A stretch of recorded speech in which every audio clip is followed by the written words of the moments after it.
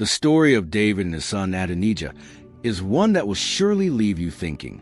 During the final days of David's life, the kingdom was on the brink of great change as Adonijah's plot for power began to take shape.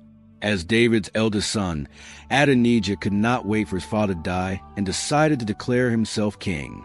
He threw a grand banquet, inviting princes and powerful figures, in order to build support for himself. But would this plot succeed when David, despite his age, remained steadfast in his resolve and did not change his mind? David chose Solomon, his son with Bathsheba, as his heir to the throne, a decision that was both divine and wise. However, the story does not end there. Adonijah, despite being forgiven, does not give up his ambition and continues to seek to rise, even wanted to marry a woman who has a close relationship with David. Can Adonijah's ambition change the established order? This story of power, ambition, and forgiveness will give you some deep thoughts. What do you think of David's decision? Can betrayal kill a relationship, but can faith save a soul? Comments. May my heart always be tender toward you, Lord. The story of Tamar and her brother Amnon is one of the most dramatic and tragic stories in the Old Testament, specifically in the book of 2 Samuel. This story is an example of how unbridled passion and lack of moral boundaries can lead to disastrous consequences. Amnon, son of King David, harbored an unhealthy passion for his half-sister, Tamar, who was said to be one of the most beautiful women in the entire kingdom. Caught up in this desire, Amnon became so obsessed that he devised an evil plan to satisfy his lust. One day, he pretended to be sick and asked King David to let Tamar come and care for him while he was sick. When Tamar came to help him, Amnon, taking advantage of the situation, tried to rape her. Tamar fought back and begged Amnon not to do so. However, Amnon, blinded by his own selfish desires, ignored Tamar's pleas and raped her, irrevocably degrading her. Tamar's pain and suffering from this horrific event is described in the Bible. Tamar was broken not only physically but also mentally, carrying scars that would follow her for the rest of her life. After the violent act, Amnon was filled with contempt for Tamar and ordered her to leave the room, adding to her pain. Tamar, humiliated and devastated, dressed in mourning clothes and went to live with her brother Absalom, who was furious at what had happened. A young girl of great promise, she was now plunged into a sea of pain and humiliation.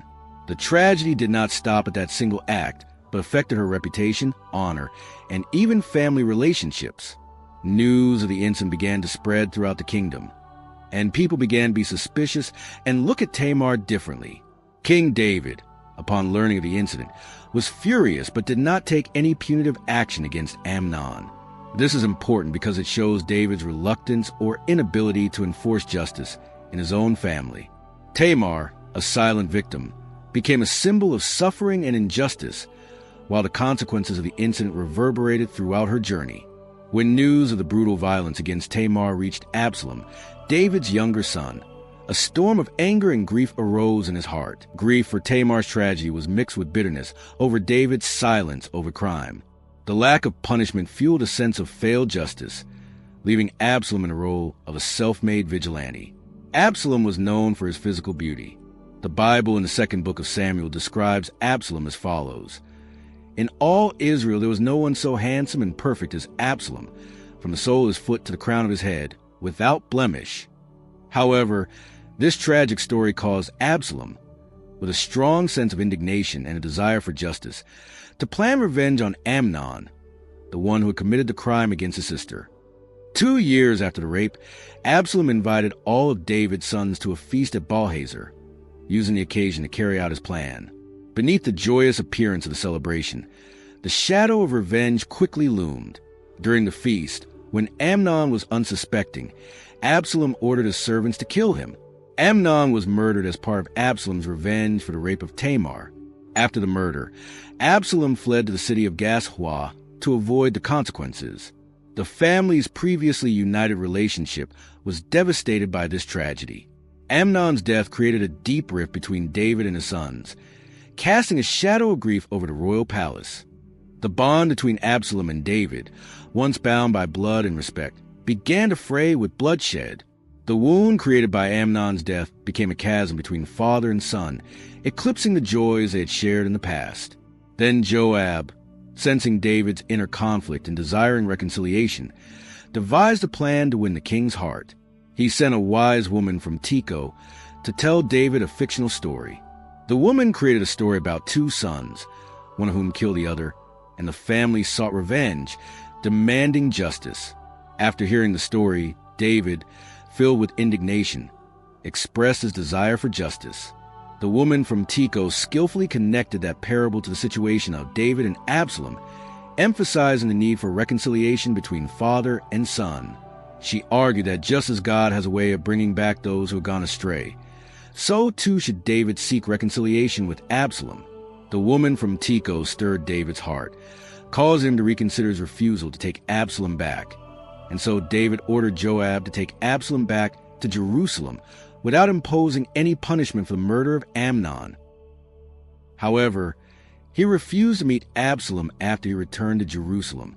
After returning to Jerusalem, Absalom, the son of King David, began to harbor great ambitions for power. Despite his years of exile, Absalom retained his outstanding charm and beauty, which quickly captured the attention of the people and made him an ideal model in the eyes of many Israelites.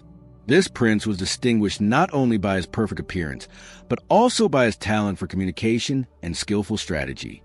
From a former outcast, Absalom transformed himself into a symbol of hope and faith for the people of Israel who were thirsting for a strong and vibrant leader. Absalom used a very clever strategy to gain the support of the people. He stood near the palace gate, where people seeking justice or wanted to see King David often came.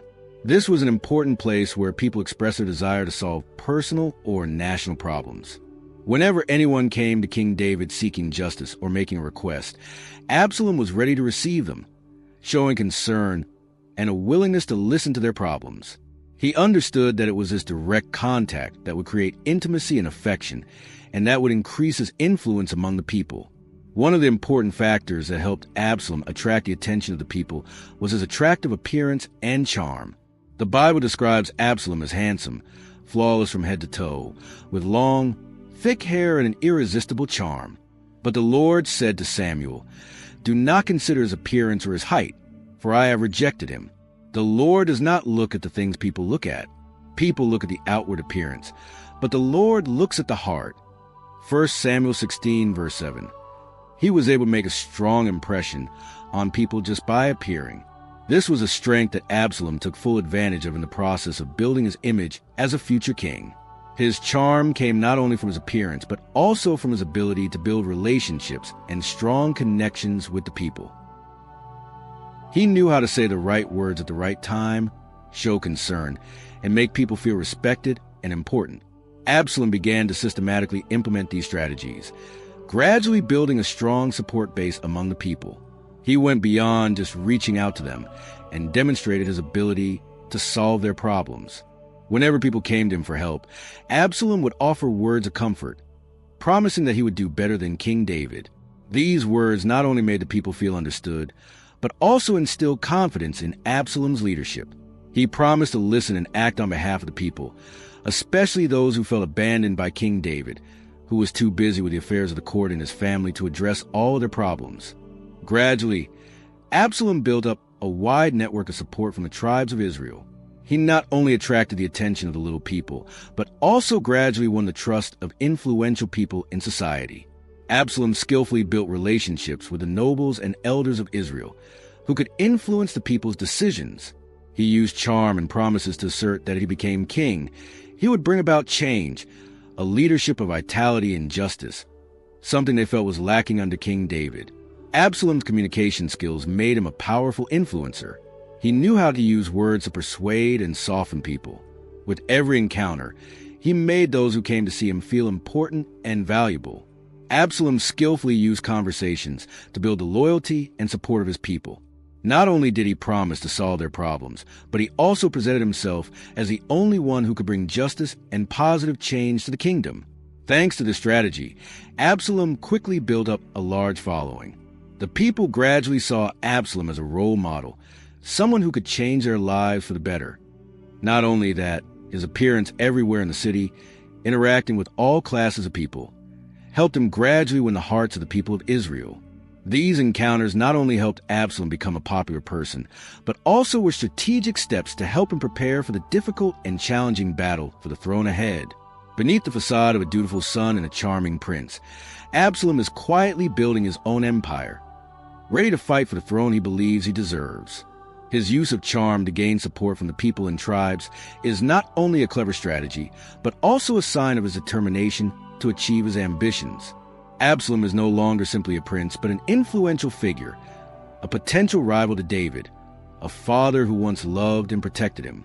Absalom's story is a lesson in power, ambition, and how one individual can change the course of a kingdom through his talent for communication and personal charm.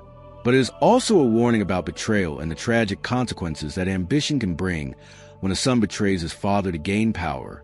The relationship between Absalom and David, from loving father and son to division and betrayal, is a mirror image of the internal struggles of every dynasty, where the struggle for power can tear relationships apart and cause unpredictable consequences. He acted as if he genuinely cared about the welfare of his people, questioning the fairness of King David's governance, implying that he would be a more compassionate and effective leader. Over time, Absalom built up considerable support from the tribes of Israel. He traveled throughout the country, visiting different cities and regions, using his influence to gain allies. Absalom exploited the people's discontent, highlighting the lack of swift justice and claiming that he could bring about more just and effective leadership through political strategies and manipulation of public opinion. Absalom gradually undermined David's authority.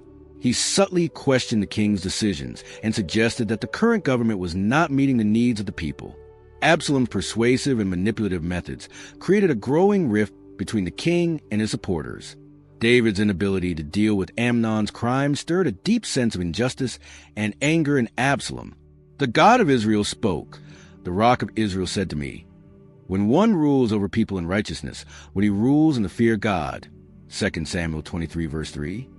In this tense situation, with a complex combination of grief and a desire for justice, Absalom made a decision that would echo through the halls of time. The kingdom of Israel under the rule of King David experienced a period of prosperity and stability, where the nation not only achieved victory in major battles, but also flourished economically and culturally. However, during this seemingly golden period, a family tragedy broke out, causing the kingdom to inevitably fall into civil war. The conflict within King David's family was not only a private matter, but also directly affected the stability of the entire nation, damaging the people's confidence in the king's leadership and creating deep divisions within the kingdom. It was in this context that Absalom, David's son, rose up, challenged his own father's authority, and declared himself king in Hebron, starting a terrible rebellion. Absalom, son of King David and Maacah, was arguably one of the king's most outstanding sons. Absalom's charm and diplomatic skills earned him the love and trust of his people. The Bible describes him as the most handsome man in Israel, with a flawless appearance. It was this appearance that enabled Absalom to win the hearts of the people. However, behind that appearance were hidden plots, a fierce thirst for power and bottomless greed.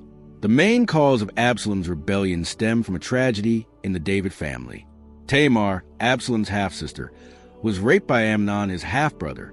Although King David knew about this and was furious, he did not take any drastic action to punish Amnon. This infuriated Absalom, who always placed a high value on justice and honor. After 3 years, Absalom took revenge on Amnon by killing him and fleeing Jerusalem. Although he may have regretted this action, Absalom was unable to return in peace. When Absalom was called back to Jerusalem after 3 years of exile, he not only returned, but began planning a larger power struggle. Absalom quickly built relationships with influential people in the court and the people. He stood near the palace gates, where people came to seek justice or to meet King David. Through his conversations, Absalom gradually gained the trust of the people, making them feel that King David was no longer able to solve their problems and that he was the one worthy to replace his father. Absalom's charm and his talent for communication made him an influential figure in the kingdom. When Absalom felt that he had become powerful enough, he decided to declare himself king in Hebron. This was a bold move and a direct challenge to David's authority. Absalom not only declared himself king, but also began to raise an army, attracting support from many tribes of Israel. His son's betrayal of King David was a great shock to the king, who faced a vision not only within his family, but also throughout the kingdom. King David, despite having won many battles and having the respect of his people, has been unable to control his son, and now faces a dangerous rebellion led by his own son. David, realizing that war with Absalom is inevitable, decides to leave Jerusalem with his loyal followers. He understood that if he continued to stay in Jerusalem, the war would become more brutal and would cause great losses to the whole nation. Therefore, King David ordered his soldiers and followers to retreat to protect their lives and avoid a bloody conflict right in the capital. Before leaving the city, David sent instructions that they must protect Jerusalem and not let Absalom capture the city. As the war between David and Absalom's forces broke out, a bloody battle took place in the forest of Ephraim. This was a battle that marked Absalom's decisive move to seize power, but also the moment he faced his tragic end. Although Absalom had captured Jerusalem and built a powerful army, he could not avoid a painful end when he was killed in battle, all because of a coincidence. His long hair got caught in an oak tree, leaving him immobile and vulnerable to attack. Although David had ordered his army not to kill Absalom, Joab, the commander of David's army, disobeyed this order and Absalom was killed. Absalom's death was a tragic moment, not only for David's family, but for the entire kingdom of Israel. Even though Absalom betrayed his father, David's love for his son never faded. When he received news of Absalom's death, David wept and said, "My son Absalom, my son Absalom, would that I had died instead of you." These words express the depth of a father's grief at the loss of his son. Even though that son had betrayed him, Absalom's rebellion, though it ended in tragedy, had profound consequences for the kingdom of Israel. It was not only a power struggle within a royal family, but also a symbol of deep social conflicts and the failure to maintain justice within the family. These events show that even those chosen by God to be kings are not immune to personal trials and mistakes that can lead to the fall of an empire. Ultimately, Absalom's rebellion is a reminder of the complexities of power, betrayal, and the tragic consequences that ambition can bring. Absalom, the son of David and Maacah, was a man of remarkable physical appearance. The Bible describes him as the most handsome man in Israel, with long, thick hair and no blemishes from head to toe. Absalom was a favorite of many in Israel and was expected to succeed David to the throne. However, rivalry within David's family began when Absalom became displeased with David's failure to seek justice for his sister, Tamar, when she was raped by his half-brother Amnon. Although David learned of the incident and was angry, he took no action against Amnon, which fueled discontent within Absalom. Absalom, in a fit of rage and revenge, killed Amnon and fled Jerusalem. After 3 years, when things seemed to have calmed down, David allowed Absalom to return, but did not allow him to live in the palace. Despite his return, Absalom refused to live in the shadows, and he began to seek power. He began to build his own loyal team, promising to bring justice and settle lawsuits among the people. Absalom won the trust of many Israelites, many of whom even began to see him as a savior who could replace King David. When Absalom felt he had gained enough power, he began a rebellion against David. Absalom raised a large army and captured Jerusalem. Faced with his son's betrayal, David was forced to order a retreat from the city, knowing that a direct conflict with Absalom would only lead to the complete disintegration of the kingdom. King David decided to leave Jerusalem with a small number of loyal servants in his family to avoid starting a war in the capital. Before leaving, David sent a message to his soldiers that they must defend the city and not let Jerusalem fall into the hands of Absalom. As David left the city, he went through a painful journey. His heart was broken as he watched his son, who had once been his pride, betray him and lead to the disintegration of his country. Along the way, David faced many challenges and betrayals from his closest friends, who had once been his partners in building the kingdom. One heartbreaking moment was when Shimei, a member of Saul's clan, followed and cursed David as he left Jerusalem. Although one of David's men wanted to kill Shimei for blasphemy, David chose to spare him, knowing that this pain was part of God's plan for him. Meanwhile, Absalom continued to push his rebellion. He captured Jerusalem and committed a humiliating act against his father. Absalom pitched a tent on the roof of the palace and slept with David's concubines in front of the entire population, as a way to publicly demonstrate that he had replaced his father and had absolute power. This act was not only a betrayal of his father, but also a clear display of immorality and a disastrous violation of David's authority and honor. It was a fulfillment of the prophecy of Nathan, the prophet whom God had sent to warn David of his sins. However, the rise of Absalom also marked the beginning of major problems in the war. Even though David had left Jerusalem, he did not give up. David planned to defeat Absalom, and while Absalom continued to consolidate his power in the city, David prepared his army to confront him. The battle between David's army and Absalom's army took place in the forest of Ephraim. The battle was agonizing and bloody, with David's army fighting valiantly to defend the kingdom. However, Absalom's fate was sealed when he became entangled in an oak tree by his hair and was unable to escape. He was killed by Joab, the commander of David's army, despite David's orders not to kill Absalom.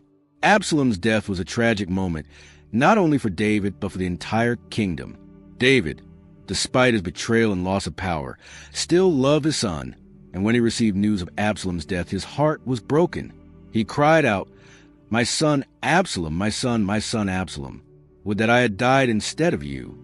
Absalom's death was not only the end of rebellion, but also the end of a hope that David had placed in his son. The kingdom of Israel was divided, and the story of Absalom's rebellion is a reminder of the complexity and difficulty of maintaining power, justice, and family relationships. David, even though he was chosen by God to be king, was not immune to personal trials and betrayal from those closest to him. This war was not just a military conflict, but also a struggle over morality, justice, and loyalty, factors that deeply impacted the life of King David and the entire kingdom of Israel. Set against David's brothers and loyalists, facing off against the fanatical followers of Absalom, the battlefield becomes a theater of tragedy, where the country is torn apart by deep divisions, many of them rooted in past decisions and grudges. The story reaches its climax in the battle at the forest of Ephraim, where David's forces face off against Absalom's army. The circumstances of the battle are not described in detail in the Bible, but we do know that the battle was fierce and resulted in a series of clashes. During the battle, David's army, led by his generals, faced off against Absalom's forces. The tragic element of this battle was the fate of Absalom. He was caught by his long hair in an oak tree while riding a donkey. The very charm and beauty that had made him stand out at first became his downfall when his long hair got caught in the oak tree, making him an easy target for the soldiers of Joab, the commander of David's army. Although David had ordered Absalom to be spared, Joab decided to disobey this instruction, and Absalom was killed. The death of his rebellious son became a bitter moment for David. David's anguished words after Absalom's death echo like a cry that transcends the centuries. The king was shaken. He went up to the room over the gateway and wept. As he went, he said, "Oh, my son Absalom, my son Absalom, if only I had died instead of you. Oh, Absalom, my son, my son." 2 Samuel 18, verse 33. These were the words of a grieving father, his heart broken by the tragedy of losing a son, albeit a son who had rebelled against him. The battle of the forest of Ephraim marked the end of Absalom's rebellion and brought a bitter defeat to David. Despite the military victory, Absalom's death brought unspeakable sorrow to David, who mourned the loss of his rebellious son. The roots of these tragic events are related to David's sin with Bathsheba and the murder of Uriah, the husband of the woman with whom David committed adultery. Adultery and murder are acts that directly violate God's commandments, causing God's anger and displeasure. The prophet Nathan was sent by God to confront David about his sin, pointing out the seriousness of his actions. In response to God's rebuke, David showed deep repentance, acknowledging his sin before God. However, although David repented and was forgiven by God through the prophet Nathan, God announced 3 major punishments for king. First, Nathan prophesied that because of David's adultery with Bathsheba and the murder of Uriah, the child born from this illicit relationship would die. The child became very ill, and despite David's fervent prayers to God, the child died. Another punishment Nathan prophesied was that the sword would not depart from the house of David, meaning that violence and strife would always be present in his family. The story that follows, including the rape of Tamar by Amnon and Absalom's rebellion, shows that this prophecy came to a tragic and bloody end. Nathan eventually announced that David's actions would be publicly exposed, bringing shame upon him. This happened when Absalom's rebellion took place, which involved the public exposure of David's sinful actions. At that time, Absalom pitched a tent on the roof of the palace, where he slept with David's concubines in front of all Israel, fulfilling Nathan's prophecy. In a period already troubled by turmoil in David's royal family, Adonijah, another son of the king, emerged as a figure who would add to the darkness over the succession and stability of the kingdom. Adonijah was the fourth son of the famous King David. His name, Adonijah, means "the Lord is my God," which may reflect his family's spiritual aspirations or a connection to faith. David and Haggith, one of his many wives, had a son, Adonijah. Adonijah was related to other prominent members of the royal family, including Amnon, Absalom, Tamar, and Solomon. With great ambition, Adonijah did not wait for David to die to claim the throne. Instead, he took action to have himself declared king while his father was still alive. In David's later days, the weight of age began to show, and amid his physical decline, Adonijah, David's eldest son at the time, began plotting to usurp the throne, as he was the heir apparent. Adonijah saw an opportunity to seize the kingship for himself, bypassing Solomon's rightful inheritance. It is worth remembering that the throne of David was supposed to pass to Solomon through a series of divine promises and decisions made at court. God had promised David through the prophet Nathan that his lineage would be established forever and that one of his descendants would reign forever. This divine promise laid a solid foundation for his claim to the throne. Adonijah's plot became even more apparent when he held a grand banquet at Rogel, a strategic location for gathering allies and supporters. The banquet was for the princes and powerful figures in the kingdom, a bold attempt to garner support for his claim to the throne. The prophet Nathan, the priest of Bithar, Benaiah, and even Solomon were not invited to attend the event. The exclusion of these key figures suggests that Adonijah intended to consolidate power without interference from potential rivals. David, though physically weak at the time, was not in the least bit unaware of his son's machinations. Realizing the situation, he acted decisively to ensure that God's will for the succession was carried out. With insight and understanding, David hastily anointed Solomon, his son by Bathsheba, as the rightful heir to the throne. This decision brought much-needed clarity about God's will for the succession, but also created a new wave of family challenges and tensions. The choice of Solomon as his heir caused discontent among Adonijah and his supporters, intensifying internal rivalries. Faced with this sudden defeat, Adonijah was at a crossroads, fearing for his life in the face of possible retribution from Solomon. He sought refuge in a sacred and symbolic location, the altar at the tent of meeting. In this place where the divine presence still remained, Adonijah hoped to find safety and mercy. The tent of meeting, as a spiritual refuge, was seen as a place of prayer where mercy could be sought from God. Upon learning of Adonijah's actions, Solomon showed wisdom and mercy in a gesture that reflected the justice of his kingship. Solomon assured Adonijah that if he remained loyal to the kingdom, no harm would come to him. This commitment was a guarantee that under the new leadership, stability and peace would be a priority.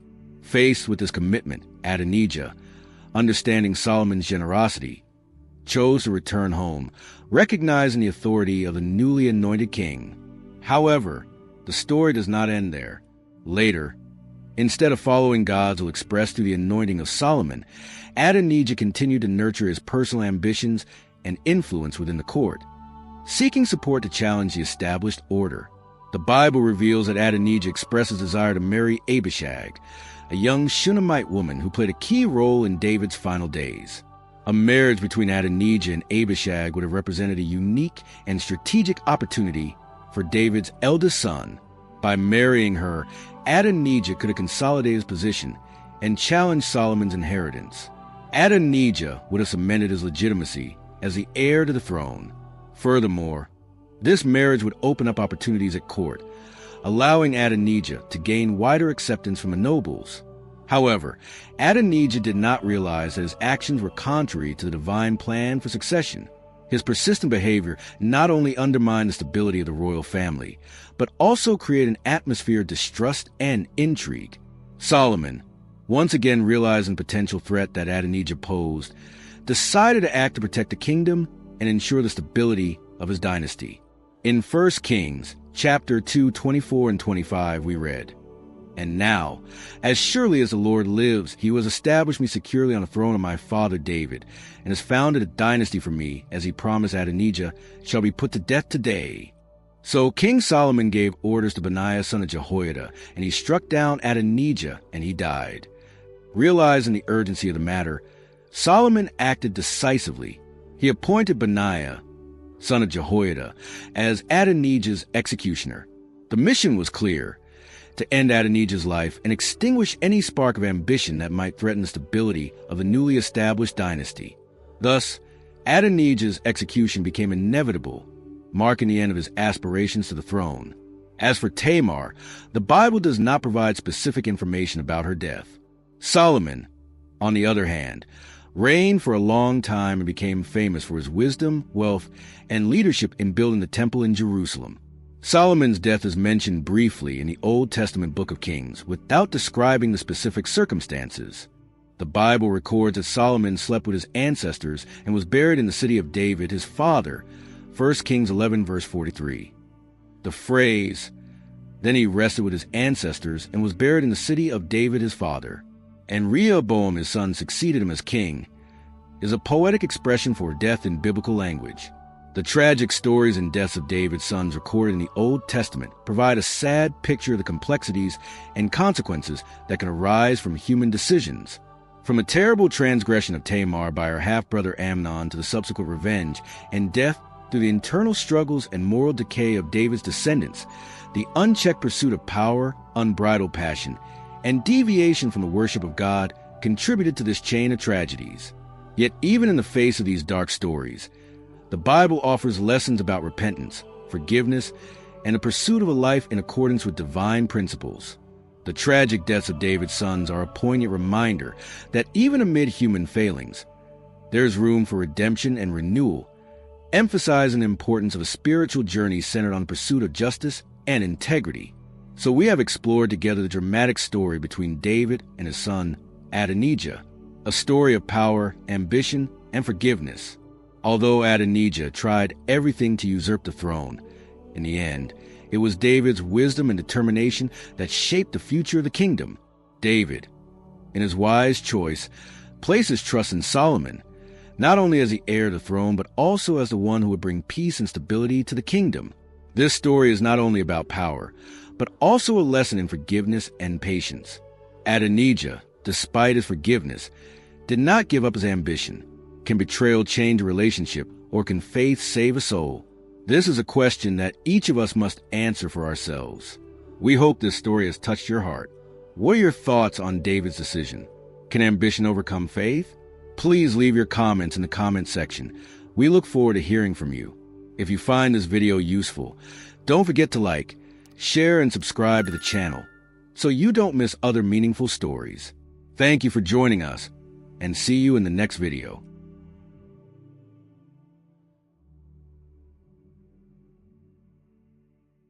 Welcome to our channel. Today we will explore a mysterious story from the Bible, a story that will surely make you reflect. The mighty king Nebuchadnezzar, who once ruled over an entire empire, suddenly transformed by God into an animal, living like a beast, eating grass, and crawling on all fours. Have you ever wondered why such a powerful king had to endure such a humiliating fate? What happened that caused God to issue such a severe judgment? And can this story help us better understand pride, power, and God's sovereignty in our lives? Follow this story with us, and you will realize that although Nebuchadnezzar underwent a miraculous transformation, the lesson from this story still holds value to this very day. Pride can make you lose everything, but humility will bring you closer to God. Before we begin, please leave a like if you find this story interesting, and don't forget to subscribe to our channel so you won't miss other exciting videos. We will share powerful truths from the Bible that you won't want to miss. Watch the entire video with us to uncover the profound meaning this story has to offer. And don't forget to share it with your friends so they can also receive these valuable lessons from God. Now, let's begin and explore the reason why God turned King Nebuchadnezzar into an animal. Before we dive into the details of Nebuchadnezzar's transformation, let's take a closer look at this king and understand why his story is so significant. King Nebuchadnezzar II was no ordinary king. He was one of the most powerful and influential rulers in the ancient world. Over 20,600 years ago, in the Mesopotamian basin, there was a great and prosperous empire. This empire ushered in a brilliant era of civilization, witnessing both grandeur and the creation of one of the 7 wonders of the ancient world.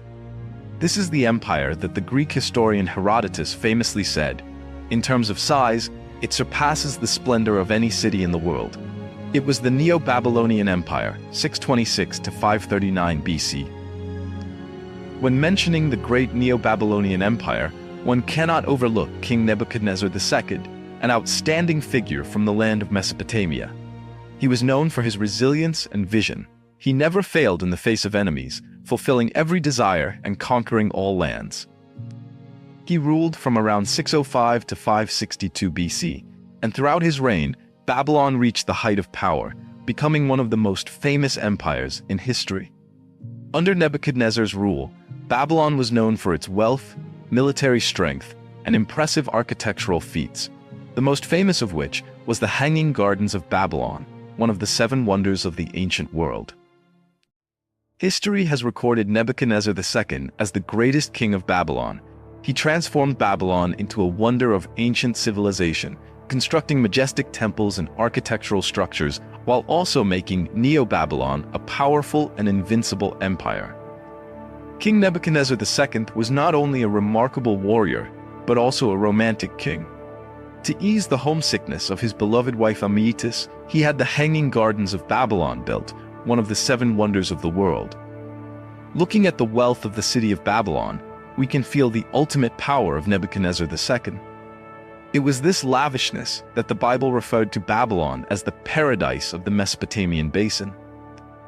Babylon, located between the Euphrates and Tigris rivers in a flat, arid, and sun-drenched valley, was not a land rich in resources, with a favorable climate, or situated along trade routes.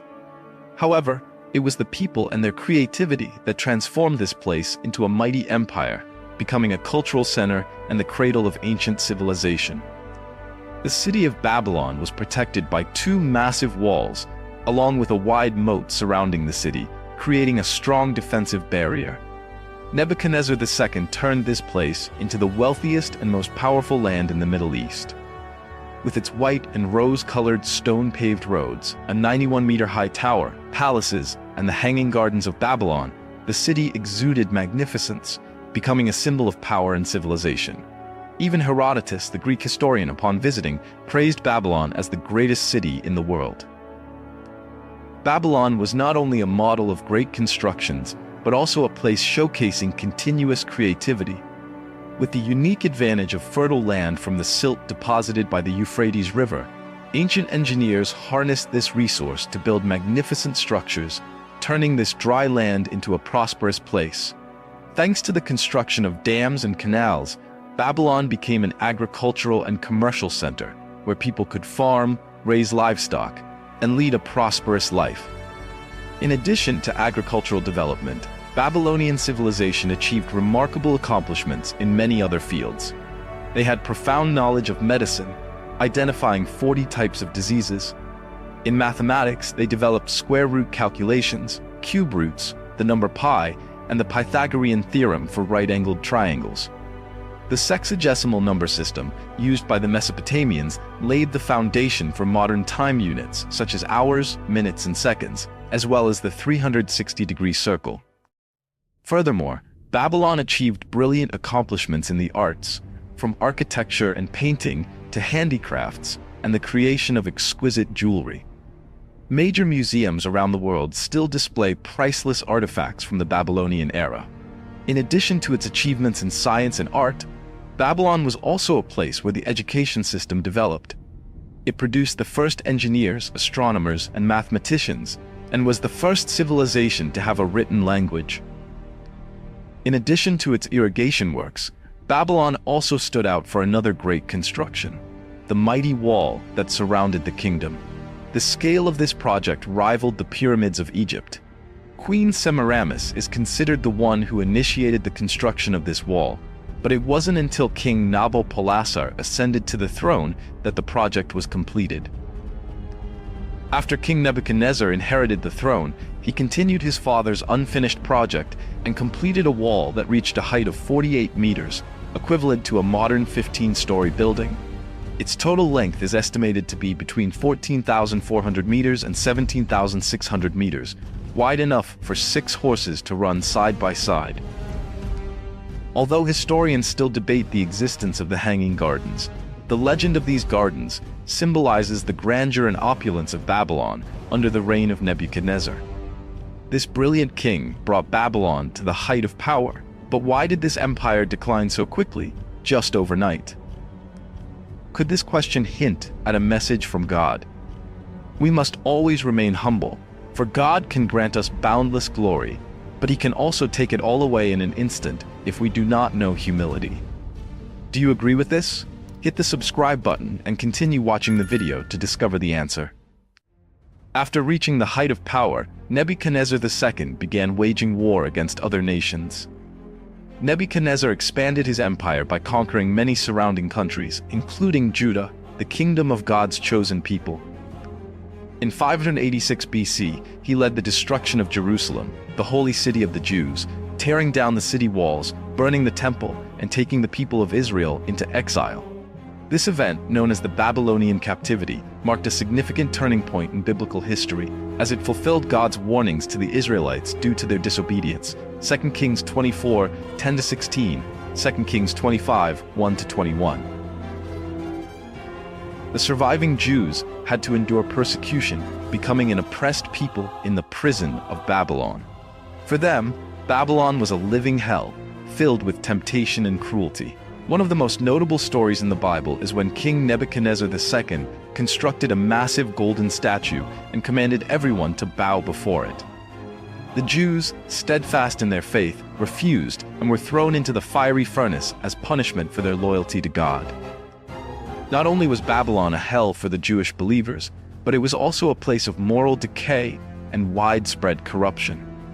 The Bible, particularly in the book of Revelation, describes Babylon as the dwelling place of demons, a prison for every unclean spirit, and a cage for every unclean and hated bird.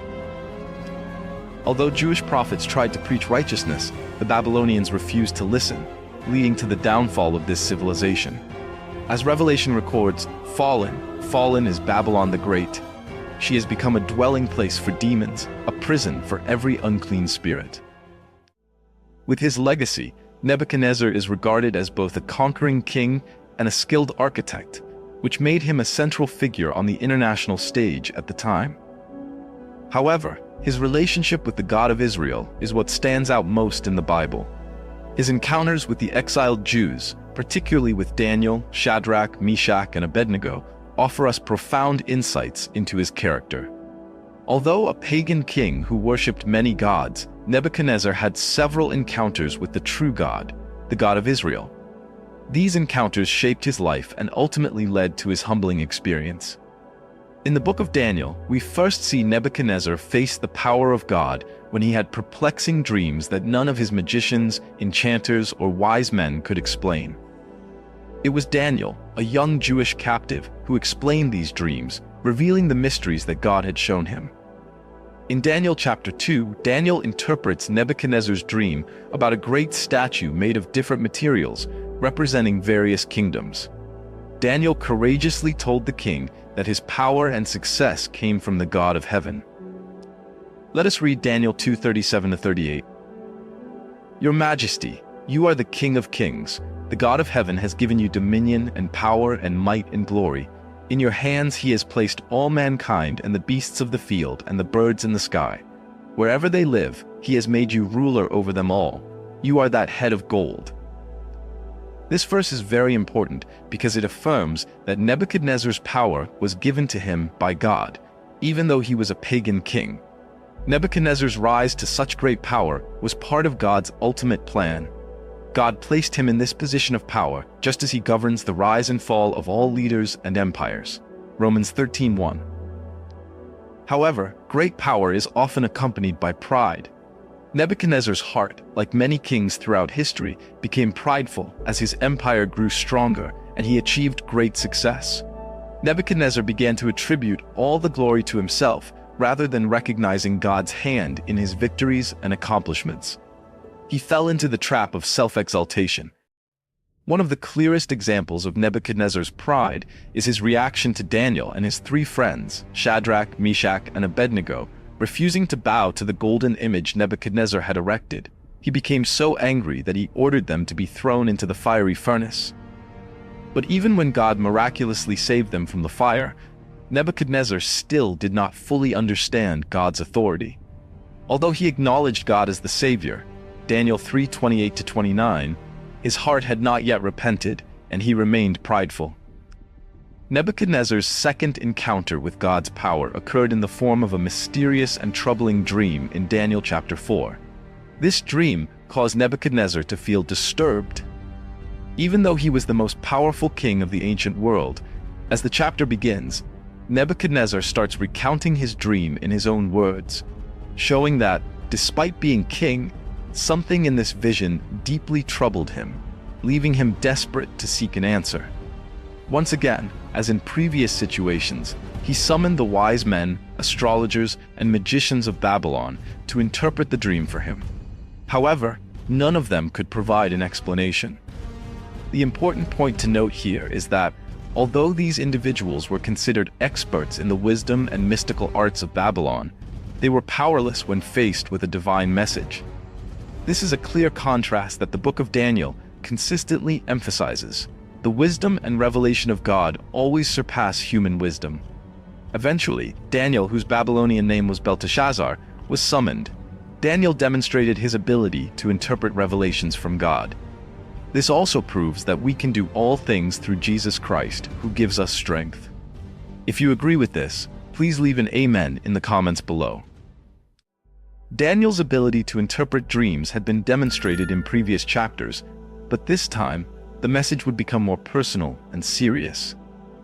King Nebuchadnezzar trusted Daniel because he recognized the divine spirit within him, Daniel 4:18, but he still did not fully understand that it was the true God behind Daniel's wisdom.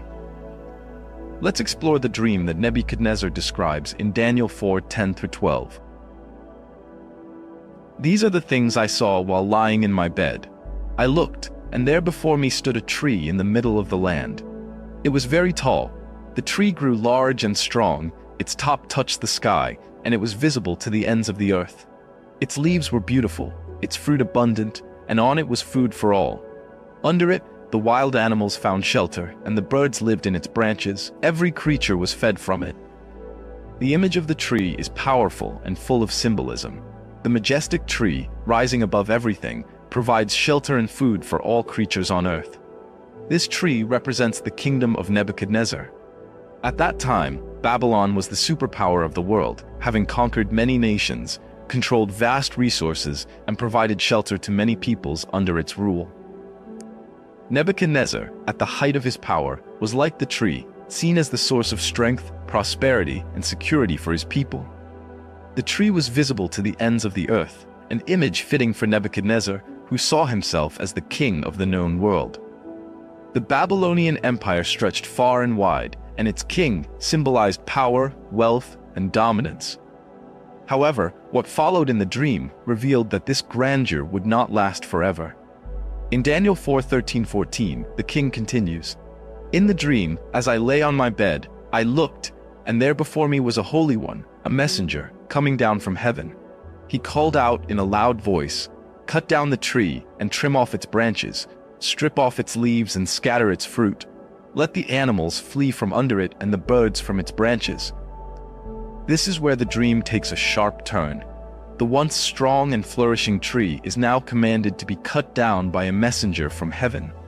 This symbolizes the downfall of Nebuchadnezzar, who had once reached the pinnacle of human achievement. The branches are cut, the leaves stripped, and the wild animals scatter. The empire that Nebuchadnezzar built would soon face destruction.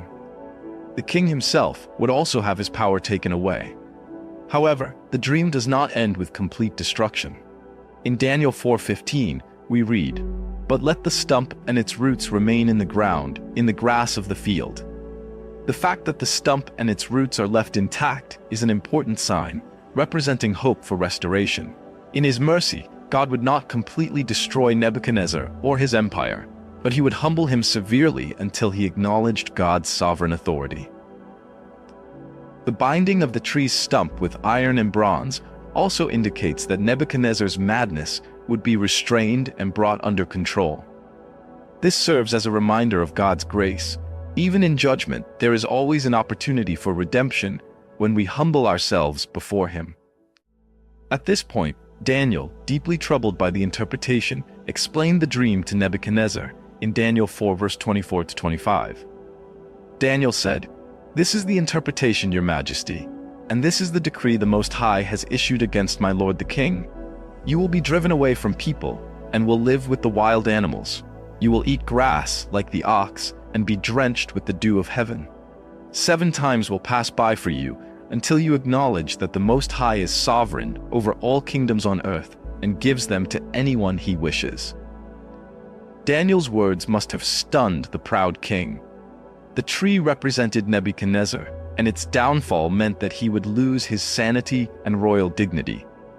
God's judgment would strip Nebuchadnezzar of his intellect and position, forcing him to live like an animal. He would eat grass like cattle and be exposed to the elements of nature, separated from human civilization. This strange punishment, living like a wild beast, was meant to teach Nebuchadnezzar a profound lesson, that only God alone is the ruler of the kingdoms on earth. The phrase 7 times refers to a period of 7 years. For the entire 7 years, Nebuchadnezzar would be brought low, living as a beast, until he acknowledged God's supreme authority. This was not an arbitrary punishment, but one specially prepared to humble the most powerful man on earth, and to show that, despite his many achievements, he was still under the rule of the Creator. Daniel also gave advice to Nebuchadnezzar in verse 27. "Therefore, Your Majesty, please accept my advice. Renounce your sins by doing what is right, and your wickedness by being kind to the oppressed. It may be that then your prosperity will continue." In this verse, Daniel encourages the king to repent. He suggests a way for Nebuchadnezzar to make amends, repent, and change his life. If he would renounce his pride and sin and acknowledge the righteousness of God, perhaps this fate could be avoided. Daniel's call reflects God's heart, who always offers opportunities for repentance and remorse. This was an act of grace, a final opportunity for Nebuchadnezzar to voluntarily humble himself before God. However, as we will see in the next part of the story, Nebuchadnezzar did not heed the warning immediately. His pride continued to dominate his heart, and the judgment that God had foretold was soon to take place. Despite a clear and serious warning from God through the dream and Daniel's interpretation, Nebuchadnezzar's heart remained hardened by pride. 1 full year after the dream occurred, the king had every opportunity to humble himself and acknowledge God's sovereignty, but he continued to be self-satisfied with his achievements, basking in the glory of his own power. Unchecked pride and unrepentance were about to lead him to a severe downfall. The Bible tells us that 1 year later, as it seemed time had dulled the urgency of the warning, Nebuchadnezzar was walking on the roof of the royal palace in Babylon. This scene is symbolic, showing that Nebuchadnezzar was observing his empire from above, much like how he viewed himself as a noble and untouchable king. The royal palace itself was a magnificent structure, lavishly decorated and surrounded by the beauty of the hanging gardens of Babylon and other wonders of the city. From this vantage point, Nebuchadnezzar could not resist declaring words that revealed the profound pride in his heart. In Daniel 4:30, King Nebuchadnezzar exclaimed, he said, "Is not this the great Babylon I have built as the royal residence, by my mighty power and for the glory of my majesty?" These words reflect the pride that had taken over Nebuchadnezzar's heart. His statement shows that he believed the greatness of Babylon was entirely due to his own strength, and he sought to glorify himself above all else. Babylon, after all, was the jewel of the ancient world. Its walls were said to be so wide that chariots could race upon them. The city was the center of commerce, culture, and military power, with temples, palaces, and the Hanging Gardens of Babylon considered architectural wonders, and its wealth was immeasurable. Nebuchadnezzar believed that he was the one behind all these achievements. But there was a clear issue with Nebuchadnezzar's boast. He completely overlooked God's role in his success. As Daniel had reminded him earlier in Daniel chapter 2, Nebuchadnezzar's power had been granted to him by God. His kingdom was not something he had earned on his own, but a gift from the Most High. However, rather than acknowledging God, Nebuchadnezzar's pride led him to believe that his accomplishments were the result of his own strength, wisdom, and efforts. He failed to realize that God had placed him on the throne for a purpose, and that the supreme ruler of all kingdoms was God. But God's judgment came swiftly and decisively. As soon as Nebuchadnezzar's words of pride left his mouth, a voice from heaven interrupted his self-satisfaction. In Daniel 4:31-32 we read, "Even as the words were on his lips, a voice came from heaven. This is what is decreed for you, King Nebuchadnezzar. Your royal authority has been taken from you. You will be driven away from people and will live with the wild animals. You will eat grass like the ox. 7 times will pass by for you until you acknowledge that the Most High is sovereign over all kingdoms on earth and gives them to anyone he wishes." This divine judgment came in the form of a public and humiliating collapse of power. Nebuchadnezzar, the king who had once boasted of his power and glory, was now stripped of everything he had once cherished: his position, wealth, and throne. Everything was taken away in a moment of God's justice. But the judgment did not stop with the loss of his throne. Nebuchadnezzar was also struck by a condition that could be described as a form of madness. He was cast out from human society and lived like a beast, a punishment that clearly reflected the pride he had long held. The great king, who once ruled vast lands, was now forced to crawl on the ground, eating grass like cattle, unable to think like a human being. He was drenched in the dew of heaven, exposed to the elements of nature, and his hair grew long like an eagle's feathers, his nails like the claws of a bird. Daniel 4:33. The image of Nebuchadnezzar, once a mighty king, now reduced to a beast-like state, is one of the most powerful examples of God's ability to humble the proud. The dramatic transformation from royal glory to living like a beast is a clear warning to all of us. Nebuchadnezzar's experience reveals the severity with which God views human pride. Pride causes us to fail to recognize God's authority, making us take credit for things that rightfully belong to Him. When we elevate ourselves and refuse to acknowledge God's hand in our lives, we risk being brought low. Nebuchadnezzar's condition lasted for 7 times, which most scholars interpret as 7 years. During this time, he was completely cut off from society, living in isolation, detached from the throne and the empire he once ruled. The significance of these 7 years is profound. It was long enough to break Nebuchadnezzar's pride and teach him that he was completely dependent on God for everything. At this point, the question arises, why did God turn Nebuchadnezzar into a beast? Why did God choose such a harsh and humiliating punishment for this mighty king? The answer lies in a profound lesson God was teaching Nebuchadnezzar, and through him, all of us, about God's sovereignty and the dangers of human pride. Nebuchadnezzar's transformation into a beast was not an arbitrary punishment or a random display of God's power, but a purposeful act meant to bring this king to a place of deep humility and repentance. Nebuchadnezzar had reached the pinnacle of worldly power, but in his heart, he believed that his success was entirely due to his own efforts. He had become a model of pride, a characteristic the Bible continually warns against. The first and most important lesson that Nebuchadnezzar had to learn was about the absolute sovereignty of God. Nebuchadnezzar's empire was vast, and in his mind, his power was unshakable. He had built Babylon into a wonder of the ancient world, and he took all the credit for it. But Nebuchadnezzar had forgotten the fundamental truth that every kingdom, every ruler, and every achievement exists under God's authority. Psalm 24 verse 1 reminds us that the earth is the Lord's, and everything in it, the world and all who live in it. God was showing Nebuchadnezzar that no matter how powerful he appeared in the eyes of men, he still had to live under the authority of God, the Most High. All kings, whether they recognize it or not, are subject to God's rule. As Daniel explained in the king's dream, it is God who gave Nebuchadnezzar his power, but he did not recognize this and instead glorified himself. Turning him into a beast was the prominent way God used to demonstrate that Nebuchadnezzar's power and position were completely dependent on God. In a moment, God can take it all away, even Nebuchadnezzar's sanity and human dignity. The book of Proverbs continually warns us of the consequences of pride. In Proverbs 16:18, we are taught, "Pride goes before destruction, a haughty spirit before a fall." The downfall of Nebuchadnezzar's power was a direct result of his pride. He elevated himself to the point of believing he was not accountable, even to God. However, his fall serves as a powerful reminder that no one, no matter how powerful, is beyond the reach of God's judgment. After 7 long years, the Bible tells us that Nebuchadnezzar's sanity was restored, but this restoration did not occur until he looked up to heaven.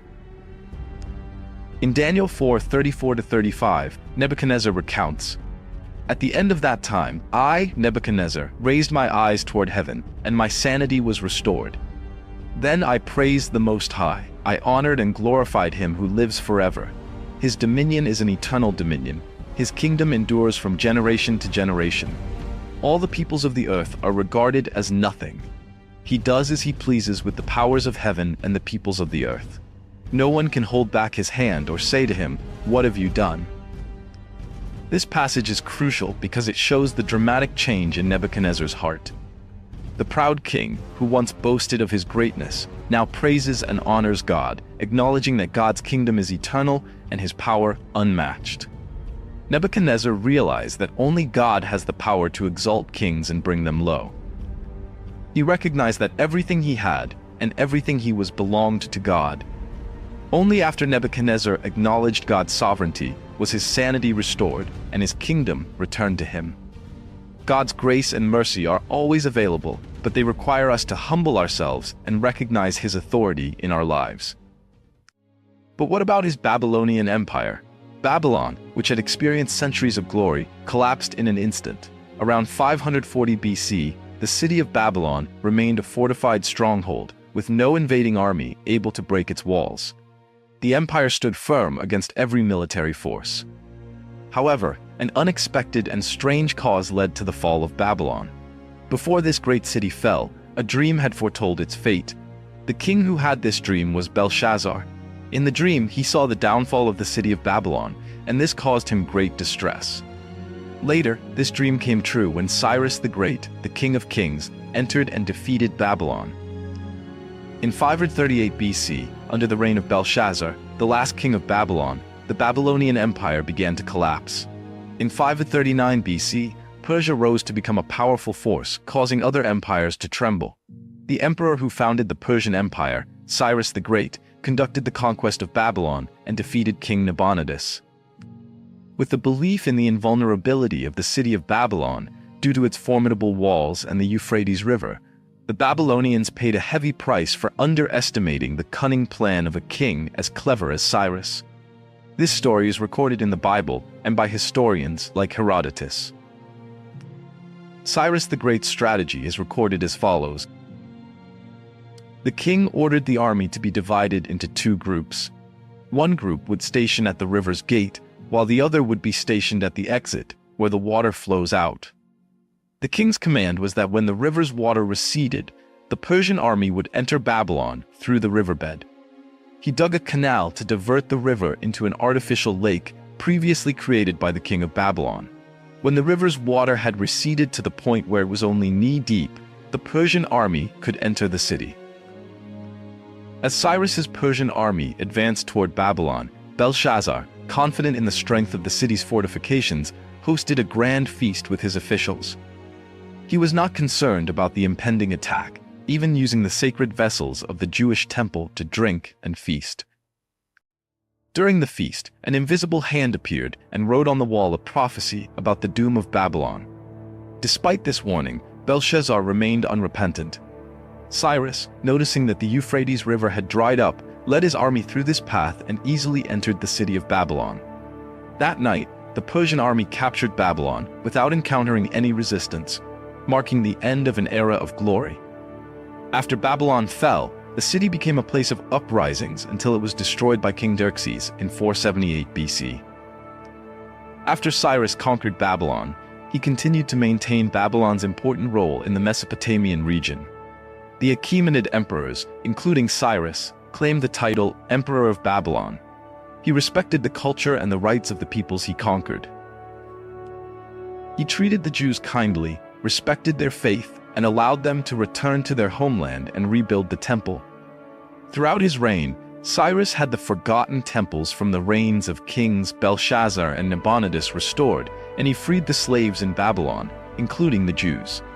Because of these actions, Cyrus the Great was viewed by the Jews as God's representative, helping them escape from slavery. The Persian Empire founded by Cyrus lasted for over 200 years, and he was honored as the father of the nation of Iran. The story of the fall of Babylon leaves us with a profound lesson. No matter how powerful or wealthy a nation may be, when people despise the divine and oppress faith, they will eventually pay the price. Though Babylon was once a magnificent and glorious city, over time, it could not escape the natural cycle of growth and decay that all civilizations go through. Today, Babylon remains only as ruins. The great walls and majestic temples of Babylon are now just mounds of earth, mud brick buildings, and fragments scattered across the fertile plains of Mesopotamia between the Tigris and Euphrates rivers. This once glorious city is now just a desolate wasteland filled with wind and sand. Although the grand structures of Babylon have turned to dust, its achievements, the knowledge, and the experiences left behind by this kingdom continue to influence the world to this day. The lessons from the greatness and downfall of Babylon remain valuable to humanity. The story of Nebuchadnezzar is not just an ancient tale, but it holds eternal relevance for us today.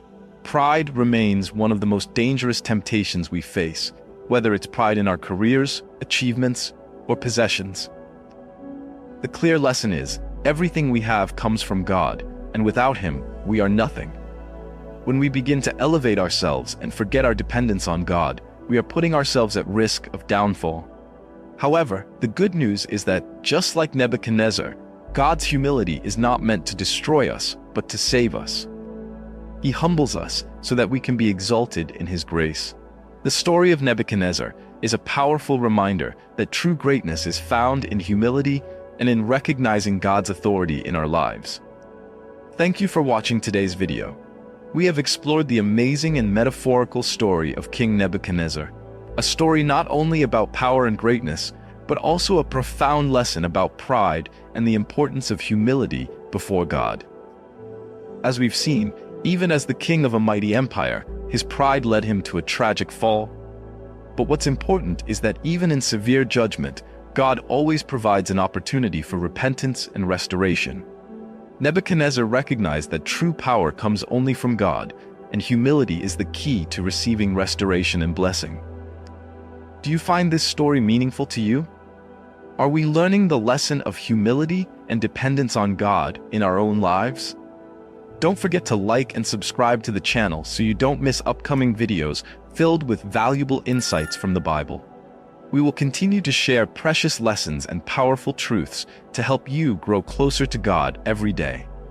Share this video so your friends and family can also receive God's wisdom. Today, we will explore a very compelling story from the Bible about King Solomon, who gave profound warnings about women you should never trust. But hold on, because throughout this journey, we will also discover a wonderful image of the woman you should seek and cherish. Have you ever wondered who the ideal woman in your eyes is? Feel free to share your thoughts right under this video. King Solomon, the son of King David, faced great challenges when he ascended to the throne. In a special dream, God granted him priceless wisdom to rule over the nation of Israel. But alongside this wisdom, he also experienced turbulent relationships, and in the end, he taught us a valuable lesson about the qualities that a truly trustworthy woman should possess. Let us look back at Solomon's warnings in the book of Proverbs, where he shares the dangers of fallen women, those who can destroy not only your life, but also your family's happiness and your relationship with God.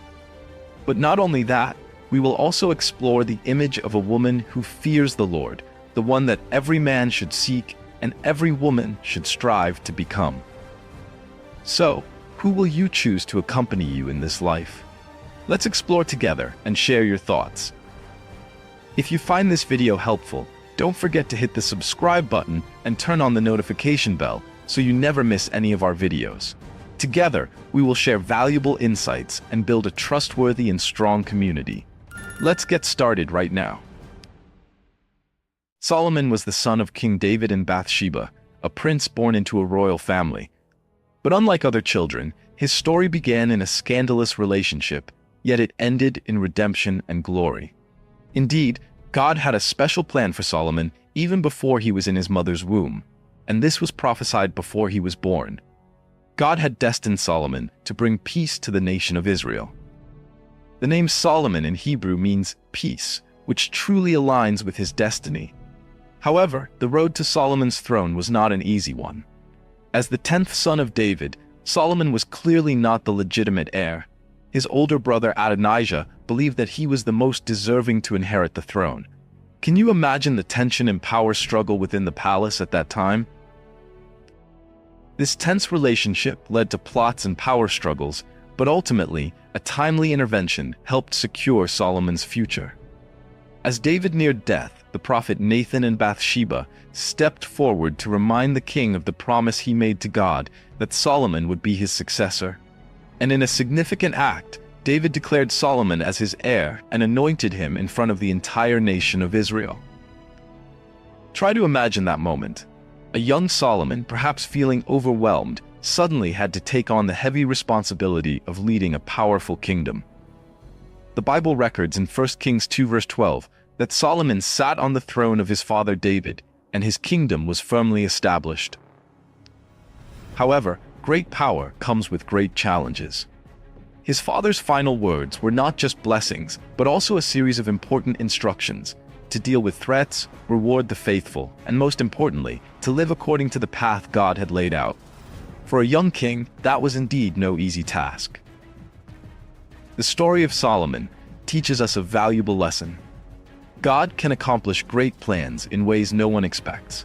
He can take a child born from a complicated relationship and elevate him to the heights of glory. This is a reminder that our past does not determine our future, especially when God is present in our lives.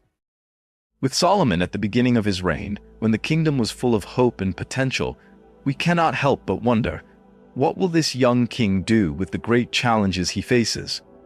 How will his father's legacy influence Solomon's decisions in the future?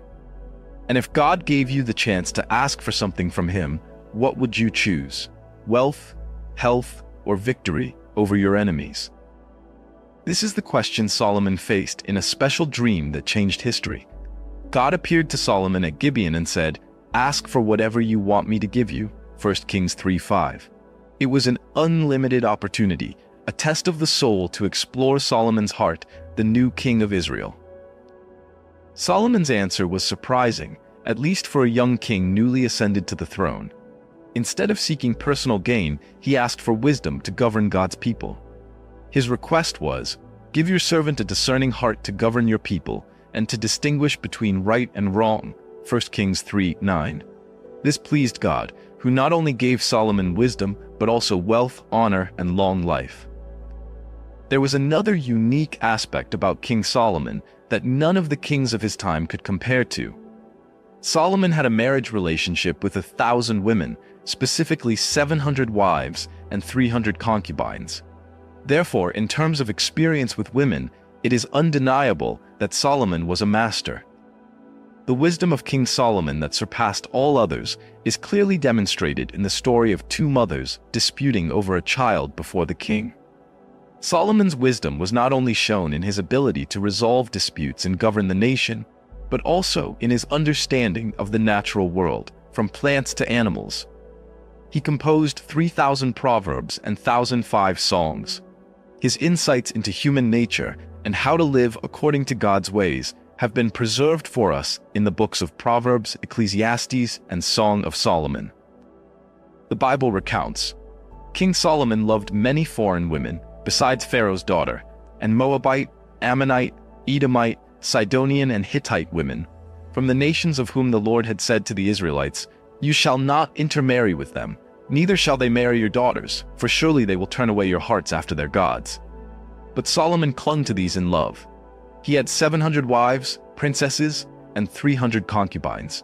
1 Kings 11, 1-3. And his wives turned away his heart. For when Solomon was old, his wives turned his heart after other gods, and his heart was not loyal to the Lord his God, as was the heart of his father David. For Solomon went after Ashtoreth, the goddess of the Sidonians, and after Milcom, the abomination of the Ammonites. Solomon did evil in the sight of the Lord, and did not fully follow the Lord, as did his father David. 1 Kings 11, 4-6. Today, the opportunity for foreign influences to enter our lives has become easier than ever due to global integration.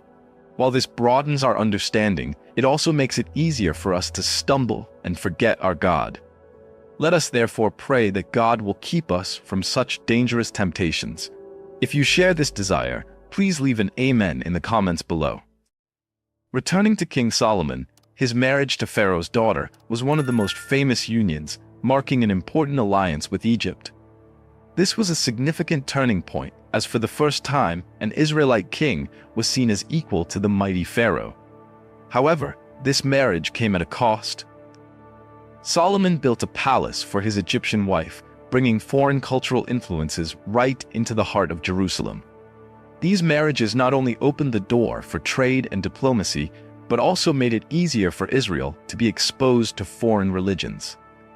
Solomon's wives turned his heart away from the Lord to foreign gods, creating a great distraction in the king's soul, leading him further from the path that God had laid out. And we can see Solomon's choice was not just a personal decision, but also a warning for us. When we allow foreign influences to infiltrate our lives, we can easily be pulled away from the principles of the Lord. Marrying those of other faiths was not only a turning point politically and culturally, but it also challenged his loyalty and unity with God. At the end of his life, King Solomon wrote the famous scripture, "Meaningless, meaningless." Solomon had devoted himself to indulgence with women, but his actions only led to folly. When someone like him speaks about a woman you should not trust, you may need to listen carefully. And at the same time, when he speaks about the woman you should seek and trust, you should also listen and remember these words. In the book of Proverbs, King Solomon gave advice on the qualities we should look for in a wife. He said that a virtuous woman is worth far more than rubies, that she works diligently and manages her household well. He also pointed out that a good wife is trustworthy, loving, compassionate, and a source of joy and blessing to her husband. In the book of Ecclesiastes, King Solomon says that he had many wives and concubines, but he also admits that he made mistakes in his choices. He warns us not to be led by beauty or charm, but to seek a woman with good character, wisdom, and compassion. He advises us to look beyond outward appearances and choose a woman who is loyal, trustworthy, and shares the same values and beliefs as we do. Dear brothers and sisters, the advice of King Solomon is still relevant today, just as it was in his time. Choosing a spouse is one of the most important decisions we will make in our lives, and it will affect us for the rest of our years.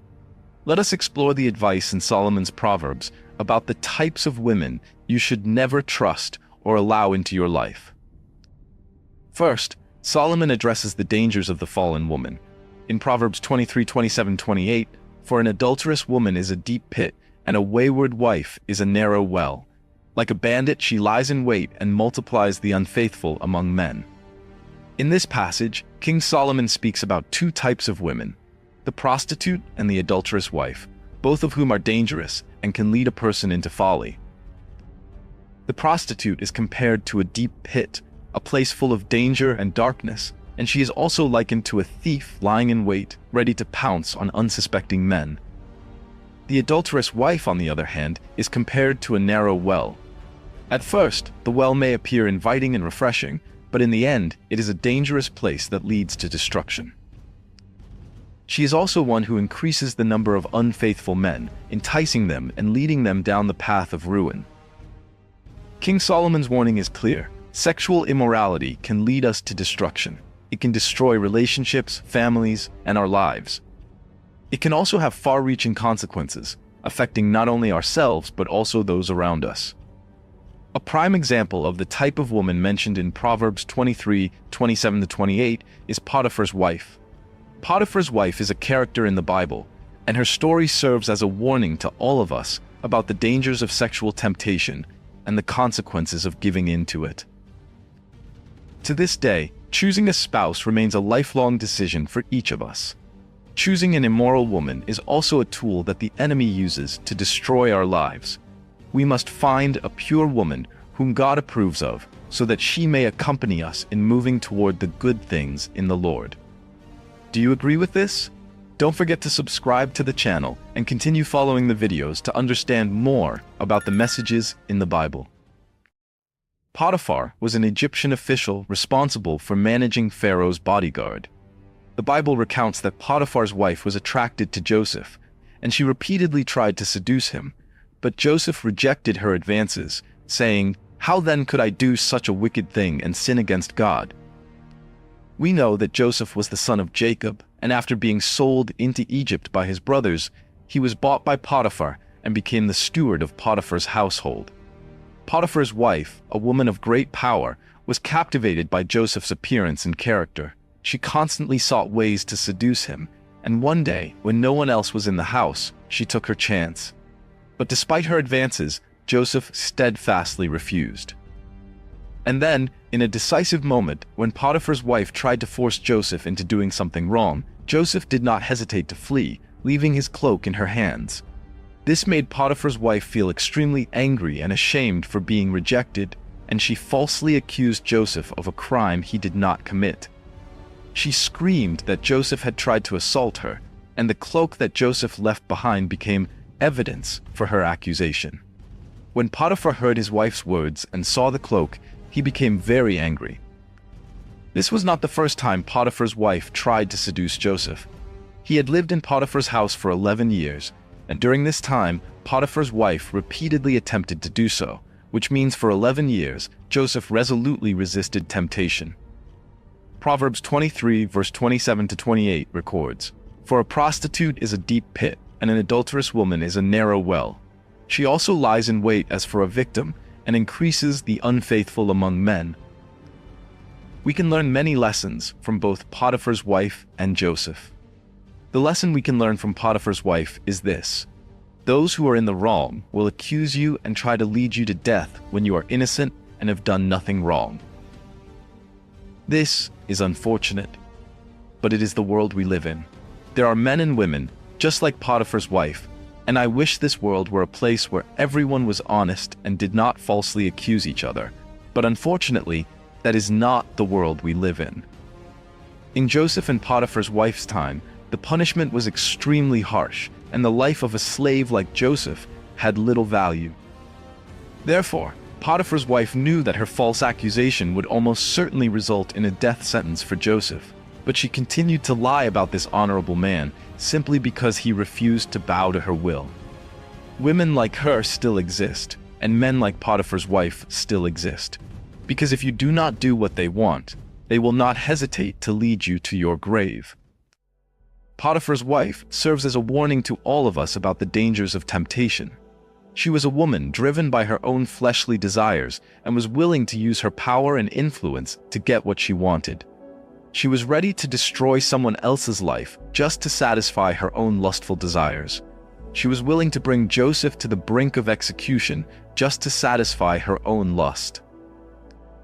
As children of God, we are called to live lives of purity and holiness. We are called to avoid sexual sin and honor God with our bodies. This means we must be careful with the relationships we maintain and the choices we make. Potiphar's wife is a warning to us about the dangers of sexual temptation and the consequences of giving in to it. We must always be vigilant against temptations that come our way and resist them with all our strength. We must also be cautious with the people we associate with and the friends we make, because the truth is, there are still Potiphar's wives in this world, not just women, but also men, and to think otherwise is naive. She was a woman who was already married, yet she attempted to commit adultery with someone who worked for her, someone who might have felt easily pressured to submit to her demands. She did not care about her husband, she did not care about marriage, and she did not care about the life of another person. Potiphar's wife had a wicked character, which is why she serves as the perfect example of the kind of woman described in Proverbs 23:27-28. Potiphar's wife clearly did not value virtue. Be mindful of the virtue of those you choose to associate. The lesson we can learn from Joseph's resilience against temptation is a powerful example for all of us. It reminds us that no matter how strong the temptation, we always have a choice. We can choose to give in and satisfy our desires, or we can choose to steadfastly resist temptation and honor God with our bodies and actions. Potiphar's wife may have tried to seduce Joseph for 11 years, but Joseph remained faithful. He did not fall into the desires of youth. I'm sure Potiphar's wife was an attractive woman, but Joseph resolutely resisted temptation. We always have a choice. Genesis 39:8 says, "But he refused and said to his master's wife, 'My master does not know what is with me in the house, and he has committed all that he has to my hand.'" In response to Potiphar's wife's advances, Joseph recalled what he could lose. And the truth is, today, everyone hearing me, whether young or old, has much to lose if they yield to temptation and fall for the wrong person. That temptation is not worth losing your marriage or making your children go through the pain of divorce. That temptation is not worth losing your purity or your ability to serve God. Facing the wrong person led Samson to lose his life. This is a serious matter. What will it make you lose? What will it cost you? Focus on virtue.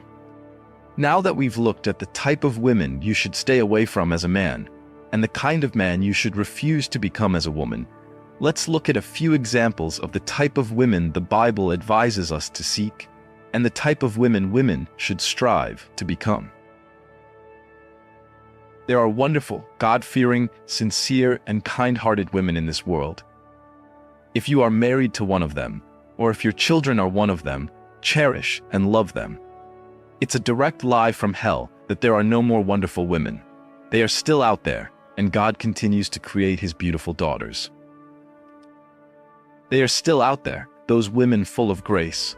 According to Proverbs 11:16, a gracious woman gains respect, but ruthless men gain only wealth. A gracious woman is kind, polite, and thoughtful. She is the kind of woman suitable for any Christian man to marry, even though society today is in sharp decline. Yet, God still preserves beautiful Christian daughters for his sons. If you allow God to lead, he will bring a gracious woman into your life. Proverbs 18:22 reminds us that a good wife is a gift that every man should receive from the Lord. He who finds a wife finds what is good and receives favor from the Lord. A gracious woman will not dishonor her husband as Queen Vashti did to King Xerxes. This story is recorded in the book of Esther in the Bible. Queen Vashti was the wife of King Xerxes, a powerful king who ruled the Persian Empire from India to Ethiopia. In the 3rd year of his reign, King Xerxes held a grand banquet that lasted for over 100 days. The columns of the palace were draped with silk, the floors were covered with smooth carpets, and the beds were made of gold and silver. Guests drank from golden cups encrusted with jewels. One night, King Xerxes commanded Queen Vashti to come before him and display her beauty to the guests, but Queen Vashti refused to obey. She did not want to comply with the king's request, perhaps because she did not want to be treated as a mere object to be displayed for the entertainment of the crowd, or perhaps she did not want to participate in such an extravagant and inappropriate event. Vashti's refusal angered King Xerxes. His advisors counseled him that if nothing were done about Vashti's actions, it might cause a rebellion among the women in the kingdom. Therefore, King Xerxes decided to depose Vashti and seek a new wife. The king sent his officials throughout the empire to find beautiful young women to choose a new queen. At that time, Mordecai, a Jewish official, was raising his niece Esther, a beautiful young woman who was selected among the women vying for the position. All the women were brought into the harem under the care of the eunuchs. Mordecai visited Esther daily and advised her to hide her Jewish identity, fearing that the king would not accept a Jewish woman as queen. After 12 months of careful preparation, the young women were bathed in perfumes, anointed with skin creams, and made up, and they were sent to the king one by one. When it was Esther's turn, King Xerxes immediately knew that she was the wife he wanted. He no longer sought anyone else. One day, while performing his duties, Mordecai discovered 2 eunuchs plotting to assassinate the king. He informed Esther, and Esther told the king. The king caught the culprits and punished them. Afterward, King Xerxes promoted Haman to the position of chief official. All the palace officials bowed down to Haman, but Mordecai did not bow. This angered Haman, and he sought revenge, not only against Mordecai, but against the entire Jewish people. Haman informed the king that there was a group of people in the kingdom who did not obey the king's laws and needed to be destroyed. King Xerxes agreed and gave Haman the authority to issue a decree to annihilate all the Jews. When Mordecai heard this news, he was deeply distressed and went to Esther, asking her to plead with the king to spare the Jewish people. He said, "You became queen not to be the king's wife, but to save your people." Esther replied, "Pray for me. I will go to the king. If I perish, I perish." Esther put on her royal robes and stood in the inner court of the palace. When the king saw her, he extended the golden scepter toward her, allowing her to come near. The king said, "What is it, Queen Esther? Whatever you want, I will give you." Esther replied, "Let the king and Haman come to a banquet I have prepared for the king." Haman was pleased to be invited, but he did not forget his plan to hang Mordecai.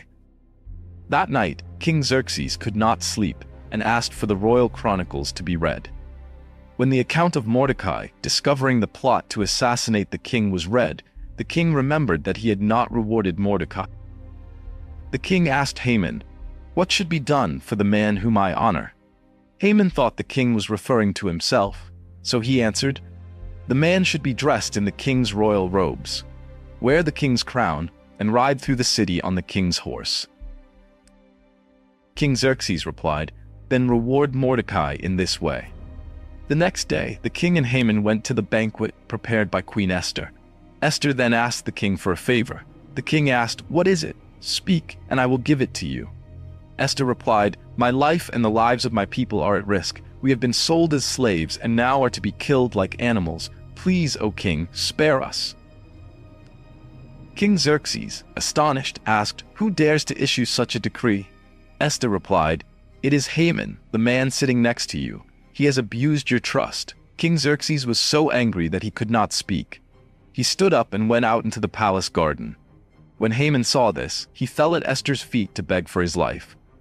When the king returned and saw this, he thought Haman was trying to assault the queen and ordered that Haman be arrested.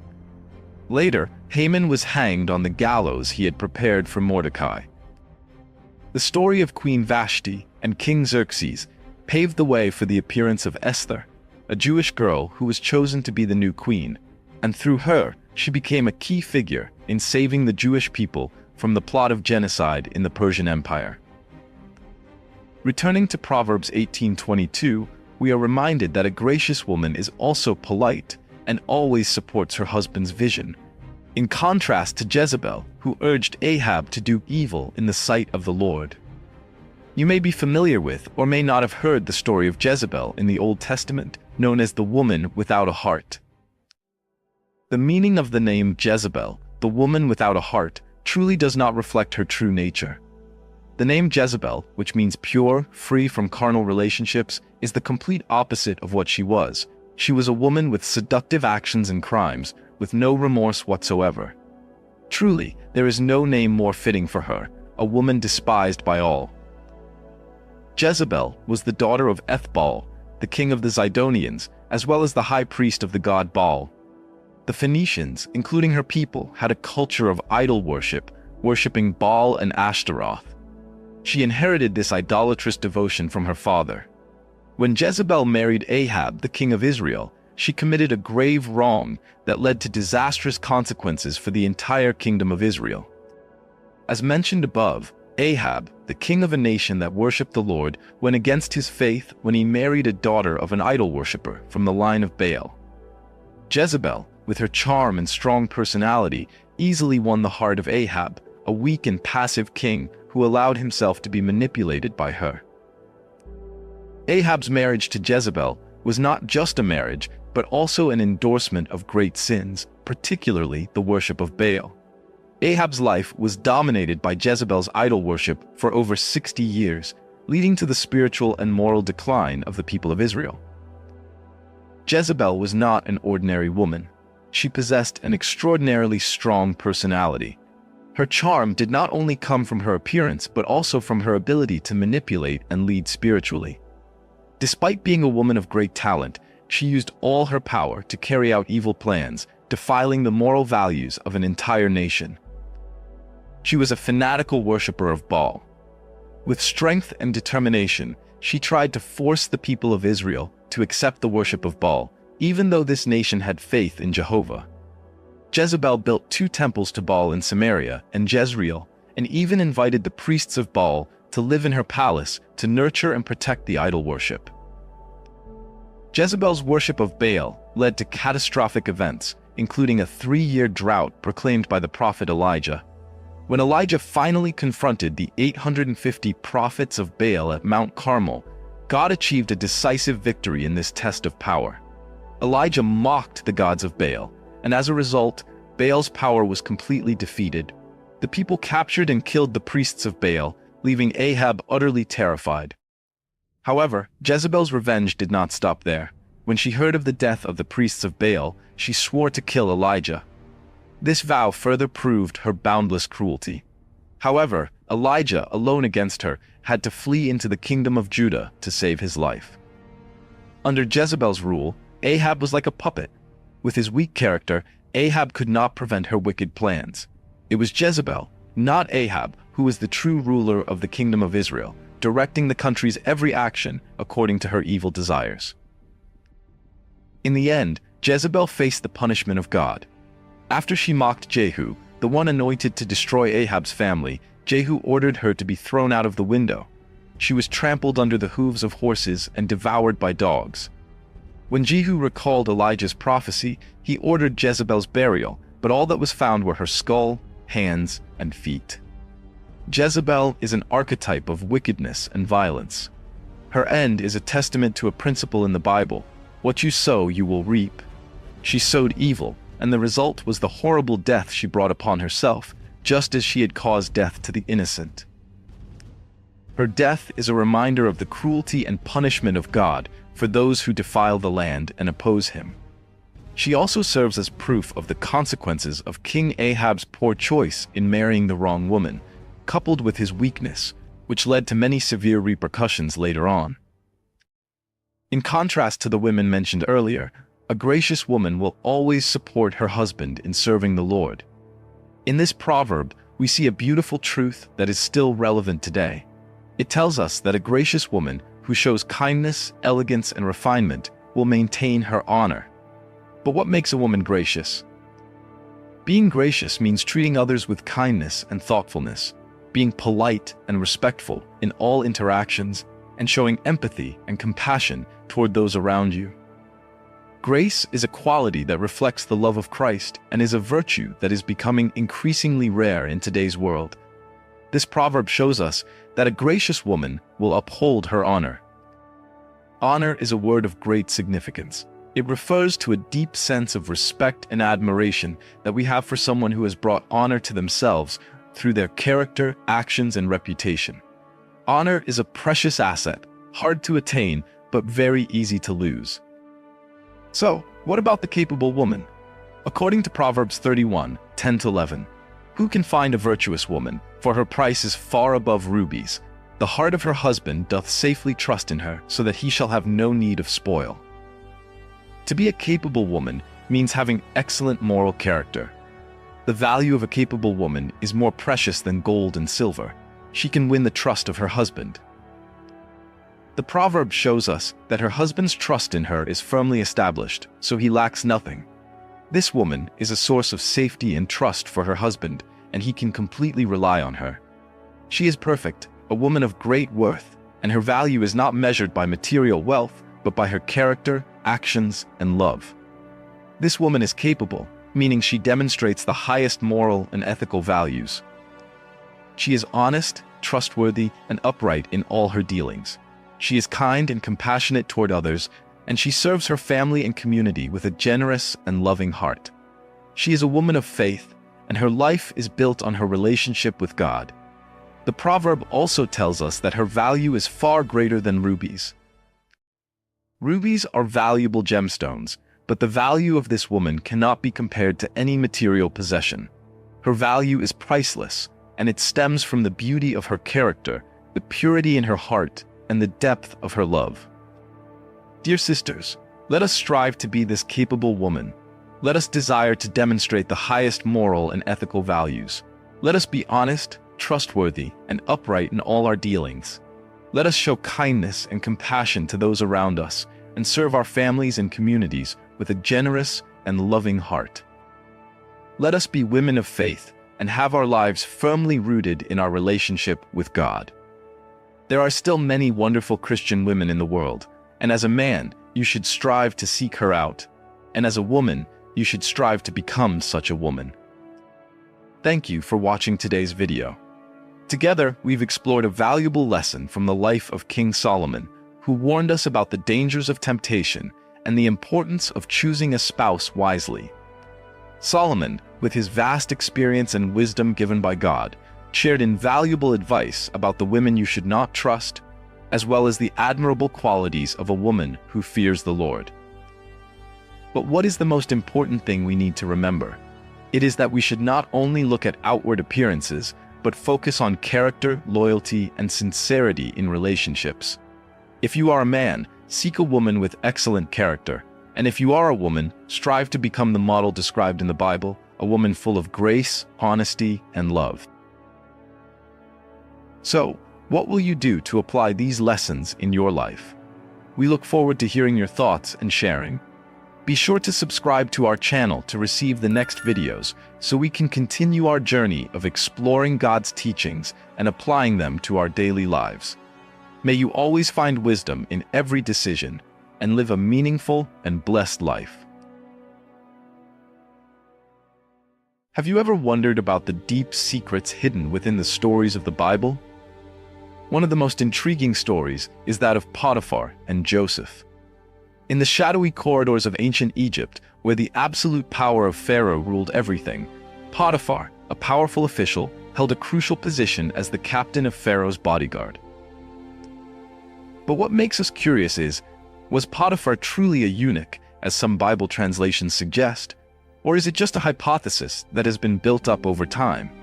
This story doesn't end here. The secret of Potiphar and Joseph might make you reconsider how power and loyalty were controlled in a brutal ancient society. Let's dive into the details of Joseph's life, from when he was sold into slavery to the challenges he faced in Potiphar's house. In today's video, we will explore strange events, unexpected situations, and profound lessons. So, what do you think about Potiphar and the story behind this character? Do you believe there's a truth hidden behind those rumors? If you find these discoveries intriguing, don't forget to subscribe and turn on the notification bell so you won't miss our upcoming videos. Together, we will uncover secrets yet to be revealed. Potiphar, a character mentioned in the Bible story from the book of Genesis, was a powerful and influential man in ancient Egypt.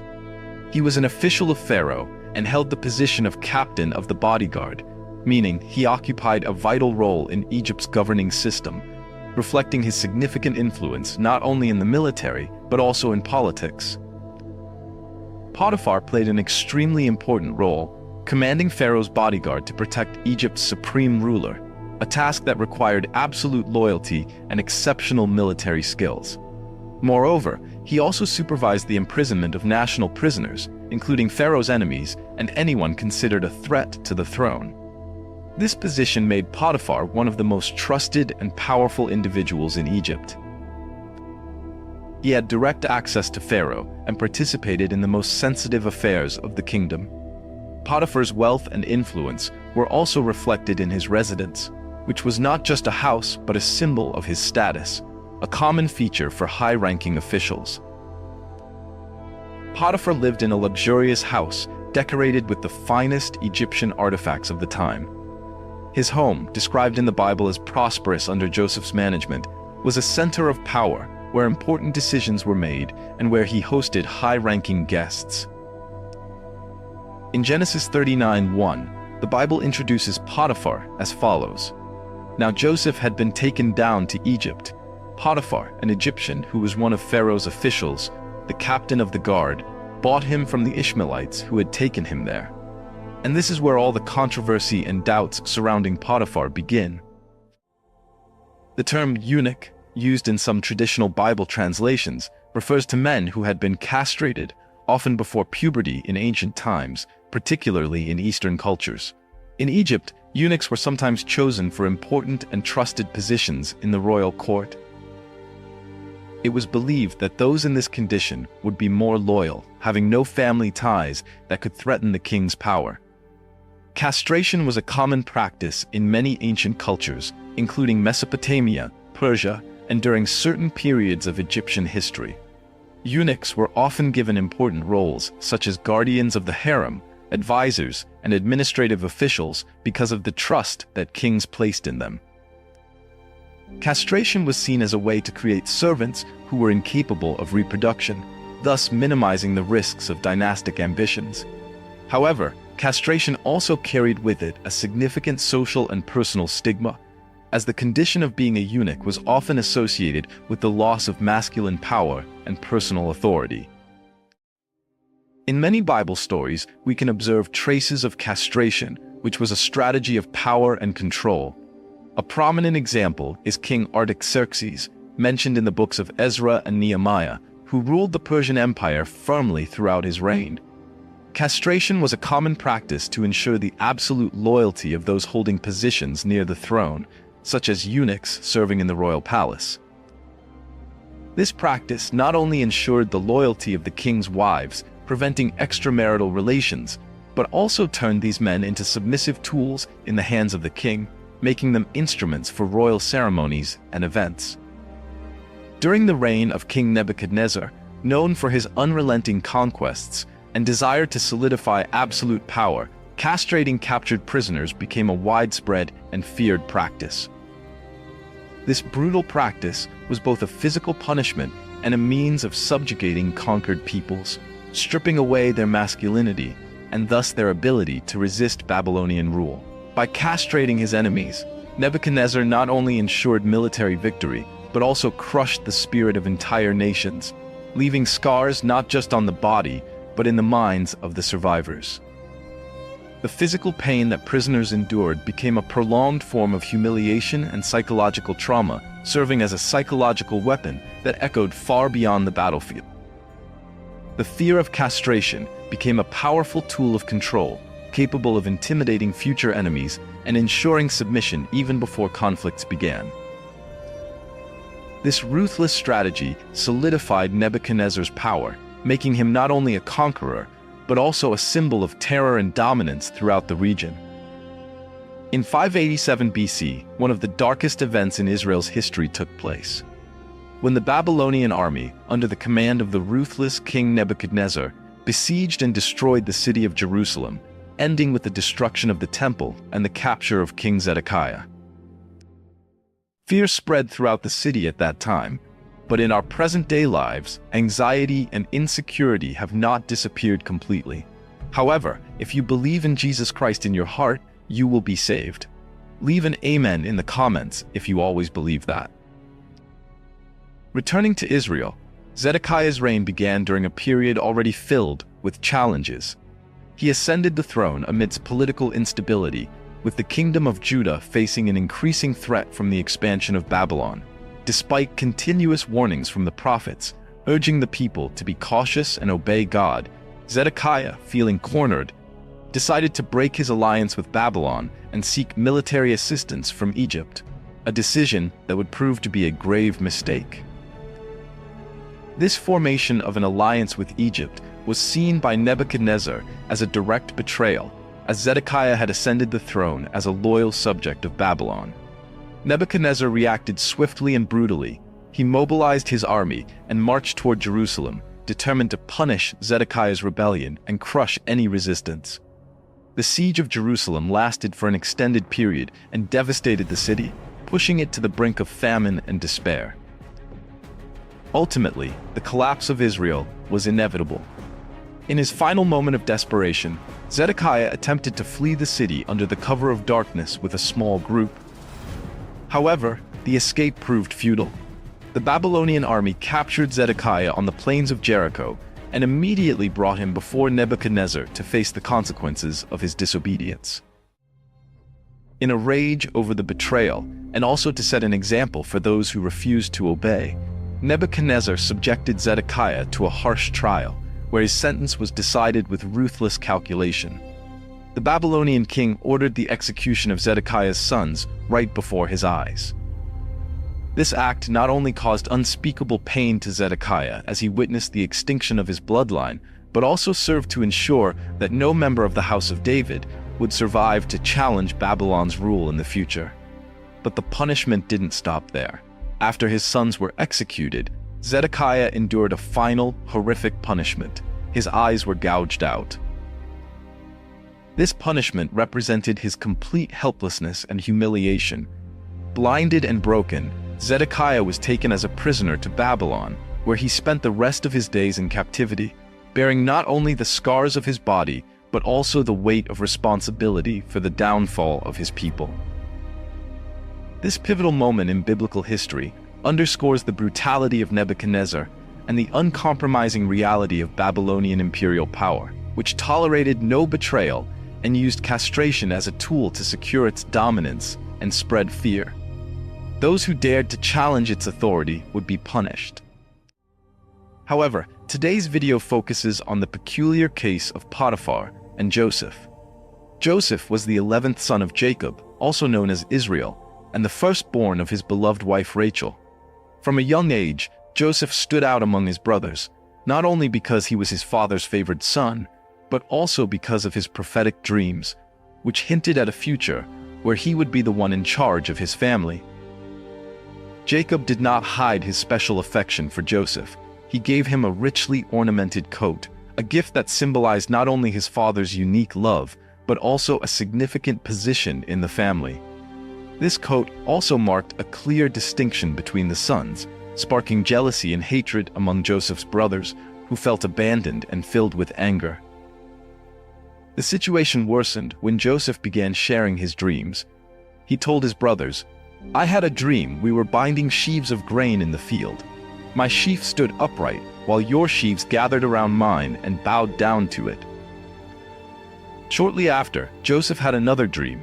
He said, "I saw the sun, the moon, and 11 stars bowing down to me." These dreams were understood as signs that Joseph, the youngest of the brothers, would one day rule over them, further intensifying the hatred his brothers felt toward him. Unable to bear the thought of submitting to Joseph, his brothers conspired against him. One day, they took their flocks to graze in a field a little farther away, and Jacob sent Joseph to check on them and see if all was well with the brothers and the flocks. When they saw Joseph approaching from a distance, wearing his colorful coat, his brothers began to plot together. "This is our chance. Let's kill him and throw him into one of the cisterns here, and then tell our father that a wild animal has devoured him." However, Reuben, the eldest brother who had a kind heart, said, "We don't need to shed any blood. Let's throw him into this cistern and leave him there." All the brothers agreed to this plan, unaware that Reuben intended to return later, after the others had gone, to rescue Joseph and bring him back to their father. When Joseph approached, his brothers immediately attacked him and stripped off the colorful coat that Jacob had made for him. Then they threw Joseph into the cistern, left him there, and sat down to eat their meal casually. As evening approached, a caravan of Ishmaelite traders passed by. They were on their way to Egypt with camels loaded with spices, balm, and myrrh. While Reuben was away, Judah saw them and said, "Why don't we sell Joseph to them as a slave? That way, we can get rid of him without killing him." So, they decided to sell Joseph to the caravan for 20 shekels of silver. This journey to Egypt, filled with fear and uncertainty, took Joseph far from his homeland and family, thrusting him into an uncertain future. Meanwhile, to cover up their crime, Joseph's brothers killed a goat, took its blood, and dipped Joseph's beautiful coat in it. They brought the coat back to their father, Jacob, and when he saw the blood-stained coat, he was horrified. He cried out, "This is Joseph's coat. My beloved son has been devoured by a wild animal." Jacob mourned deeply in unbearable grief, and no one could comfort him. From that moment, Joseph's life took a new turn. What challenges await him in the future? If you're interested and want to learn more, don't hesitate to subscribe to the channel, turn on notifications, and join us as we explore this video further. It was here that Joseph was taken in by Potiphar, a high-ranking eunuch in Pharaoh's court. From the moment Joseph entered Potiphar's house, the Bible emphasizes that God was always with Joseph, and everything he did was guided by him. In Genesis 39 verse 2, the Bible says, "The Lord was with Joseph, and he became a successful man." God turned difficult circumstances into opportunities for Joseph to display his talents and character.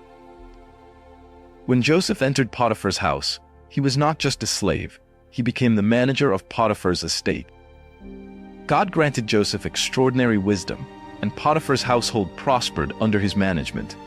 So much so that Potiphar, recognizing Joseph's exceptional abilities, entrusted him with managing the entire household and all his possessions. What about you? Can you imagine yourself in Joseph's position, from the lowest place becoming the steward of your master's most valuable possessions?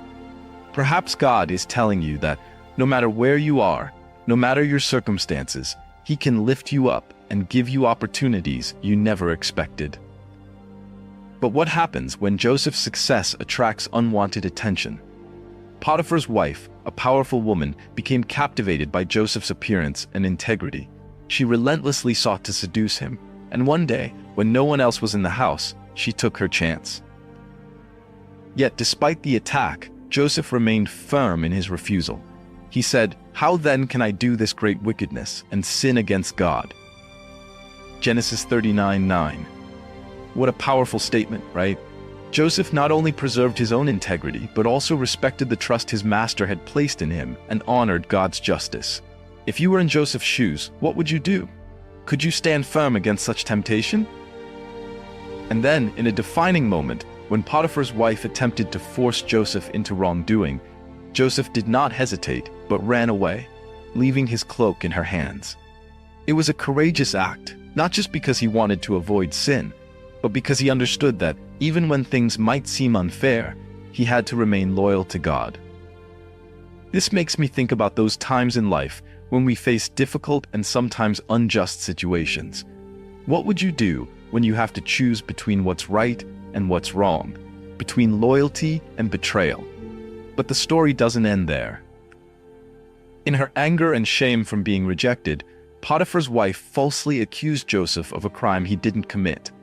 She shouted that Joseph had attempted to assault her, and the cloak Joseph left behind became evidence for her accusation. When Potiphar heard his wife's words and saw the cloak, he became furious. However, what's interesting is that Potiphar did not sentence Joseph to death, but instead threw him into the royal prison. This shows that although Joseph was falsely accused, Potiphar still trusted his character and did not rush to judgment. Isn't it true that sometimes in life, we too need patience and to listen to both sides before making a judgment? When Joseph was imprisoned, perhaps he felt abandoned, but the Bible says, "The Lord was with Joseph." Genesis 39 verse 21. While many might have thought Joseph would easily give up his faith and hope, it was in that dark prison that he became the manager of the prisoners, bringing order and purpose to everything. Joseph was not just a skilled manager, he was a model of perseverance, faith, and loyalty. No matter the challenges, God remained with Joseph. Are you feeling like you're going through a tough time in life? Remember, God will never forsake you, and He will always guide you on the right path, no matter how difficult that path may seem. Keep trusting, persevere, and walk with God. With his character and management skills, Joseph earned the trust of the warden, who assigned him the responsibility of taking care of the other prisoners and overseeing the activities in the prison. Just like in Potiphar's house, everything under Joseph's management was orderly, even in the bleak conditions of imprisonment. The story of Joseph then leads us to a pivotal moment in his life, when he went from a forgotten prisoner to someone who would rise to great power. But before we delve into that transformation, let's revisit the moment when Joseph met Pharaoh's two officials in prison. This story is not just a dramatic part of the Bible, but also a testament to patience and trust in God's guidance. Even though Joseph had been left in prison for so long and seemed to have no way out, he kept his faith strong in God. One day, when he met two new friends, Pharaoh's chief cupbearer and chief baker, Joseph didn't just notice their plight, but was willing to share his faith in God's revelations. Have you ever felt like you were in a lonely place, as if no one cared for you? But it is in those moments that God may lead us to unexpected opportunities to help and bring clarity to things that others cannot understand. When these two men shared their dreams with him, Joseph immediately recognized that this was his chance to show that only God could interpret dreams. In Genesis 48, Joseph said, "Do not interpretations belong to God? Tell me your dreams." This shows us that even though Joseph had the ability to interpret dreams, he never became complacent. He remained humble and acknowledged that everything came from God. What can we learn from this humility? We can be talented and successful, but we should never forget that all good things come from God. The cupbearer's dream was one of hope, about a vine with 3 branches from which he made wine for Pharaoh. Joseph explained that these 3 branches symbolized 3 days, and in 3 days he would be restored to his position and return to serve Pharaoh as before. Joseph asked the cupbearer to remember him when he was freed and to plead with Pharaoh on his behalf, telling him about his circumstances. However, Joseph's joy didn't last long when the chief baker shared his dream. His dream had 3 baskets of bread on his head, with birds eating the bread from the top basket. Joseph sadly explained that the 3 baskets also symbolized 3 days, but the outcome would be different. The baker would be hanged, and the birds would eat his flesh. This reminds me of a big question in life. Why are some people freed, while others face a worse fate? The truth is, sometimes we can't understand the reasons behind events, but like Joseph, we need to trust in God's fairness, no matter the outcome. 3 days later, everything Joseph had said came true. The cupbearer was restored to his position and the baker was executed. However, as we see in the Bible, the cupbearer forgot his promise. He did not remember Joseph, causing Joseph to remain in prison for 2 more years. This is a crucial part of the story. Even when we do good and remain honest, we don't always receive immediate rewards. But one thing Joseph did very well was not giving up his faith. Have you ever felt forgotten when your efforts went unrecognized? Don't forget that in those moments, God is still by your side and has a wonderful plan for you. Finally, one day, Pharaoh had 2 strange dreams that no one in his court could interpret. At this moment, the cupbearer remembered Joseph and told Pharaoh about the Hebrew man who had interpreted his dream while they were both in prison. Pharaoh summoned Joseph. This was a major turning point in Joseph's life, from an unknown prisoner to someone with a great opportunity. When Pharaoh asked about his dream, Joseph humbly said, "Interpreting dreams is not for me, but God will give Pharaoh the answer." This is an important lesson about humility and trusting in God's power in our lives. Joseph explained that Pharaoh's dream revealed that there would be 7 years of abundance, followed by 7 years of severe famine. Not only did Joseph interpret the dream, but he also proposed a strategy to deal with the crisis, to store food during the 7 years of abundance in preparation for the famine. Pharaoh was deeply impressed by Joseph's wisdom and discernment and appointed him as the governor of Egypt, giving him authority to manage the country and implement the plan. Joseph's life changed completely from this point. From a forgotten prisoner, he became the most powerful man in Egypt, second only to Pharaoh. Joseph was given the Egyptian name Zaphanath-Paneah and married Asenath, the daughter of Potiphera, priest of On. This marriage helped solidify Joseph's position in Egyptian society, elevating him into the elite class and clarifying his powerful status. Joseph's story is a clear testament that even in difficult circumstances, if we persevere and trust in God, He will lift us up at the right moment. Have you ever gone through challenges that, looking back, you realized were stepping stones to better things? Always remember that, even if you feel like Joseph in the prison right now, God has a wonderful plan for you. Just be patient and keep walking in faith. Like Joseph, the challenges we face often don't reveal their true meaning until we look back from a different perspective. However, as Joseph's story unfolds, there are some misunderstandings and misinterpretations concerning the characters in his life. One common misconception is about Potiphar. Over time, some incorrect ideas have arisen, claiming that Potiphar was a eunuch who changed his gender and was later named Potiphera. However, this explanation, although circulated in some teachings, has no basis in the Bible and results from a confusion between two different characters. Such misunderstandings can lead to distorted interpretations of the biblical characters. The Bible never mentions that Potiphar, the Egyptian officer who bought Joseph as a slave, changed his gender or name. A misinterpretation like this might come from confusion or a lack of attention to the context and distinction between different characters in the Bible. It is important to emphasize that Potiphar and Potipharah are two completely separate individuals. In fact, these are two entirely different figures in the biblical story. Potiphar, mentioned in Genesis 39, is the captain of Pharaoh's bodyguard who bought Joseph and made him his steward. He plays a significant role in Joseph's early life in Egypt, but his story is unrelated to Potipharah, apart from the coincidence of their names. Potiphera, who is introduced in Genesis 41:45. Pharaoh gave Joseph the name Zaphanath-Paneah and gave him Asenath, daughter of Potiphera, priest of On, to be his wife, and Joseph went throughout the land of Egypt. The confusion between these two names could lead to misunderstandings, but it is important to understand that Potiphar and Potipharah played different roles in Joseph's story and are not the same person. The question of whether Potiphar was castrated or whether he was a eunuch is a controversial issue. There is no direct evidence in the Bible that supports this. In fact, the Bible story focuses more on his position of power and his relationship with Joseph than on details about his physical condition. You may have heard the term eunuch and wondered if Potiphar was a eunuch. Some opinions suggest that Potiphar may have been a eunuch, and this idea has become part of the interpretation of his character. However, according to the Bible, the term used in Genesis 39 verse 1 to describe Potiphar is saris in Hebrew. This term is often translated as official or eunuch, but that does not mean Potiphar was necessarily castrated.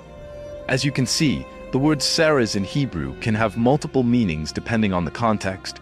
In the ancient world, especially in Egyptian society, saris did not necessarily refer to a man who had been castrated.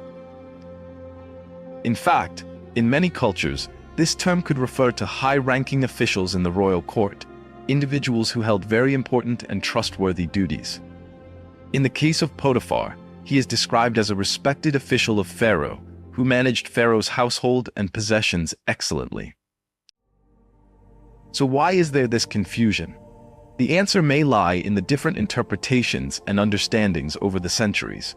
In many later versions of the Bible, some translators chose not to translate the term saris as eunuch, but simply as official to avoid unnecessary misunderstandings.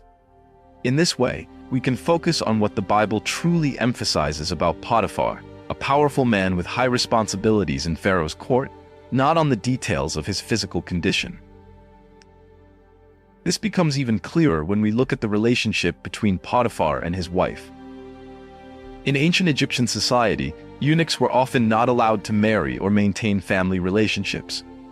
Therefore, the fact that Potiphar had a wife and that she attempted to seduce Joseph casts doubt on the theory that he was a eunuch.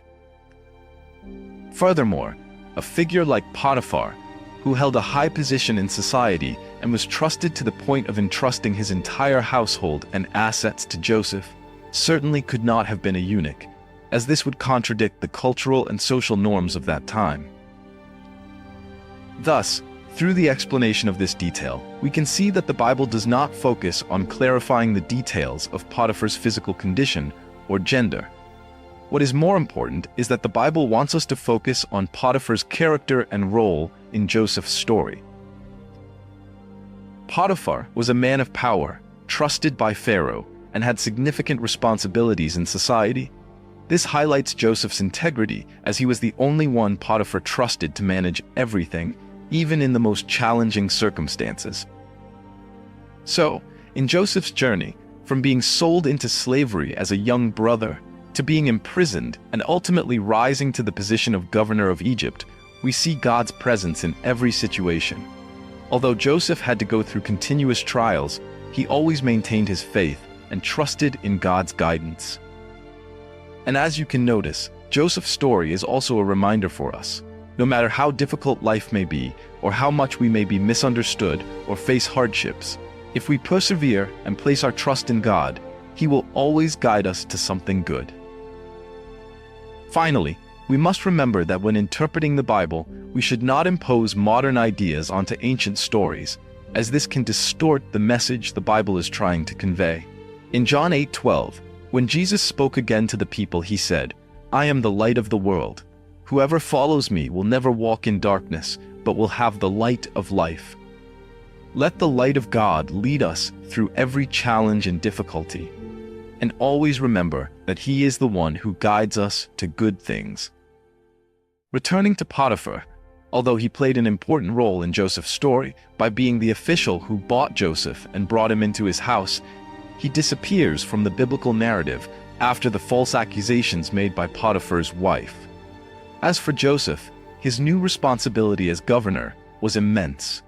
He was tasked with overseeing Egypt's preparations for the 7 years of famine that would follow the 7 years of plenty, as he had predicted. Pharaoh's dreams, combined with Joseph's wisdom and managerial abilities, led to a plan to store grain during the years of abundance.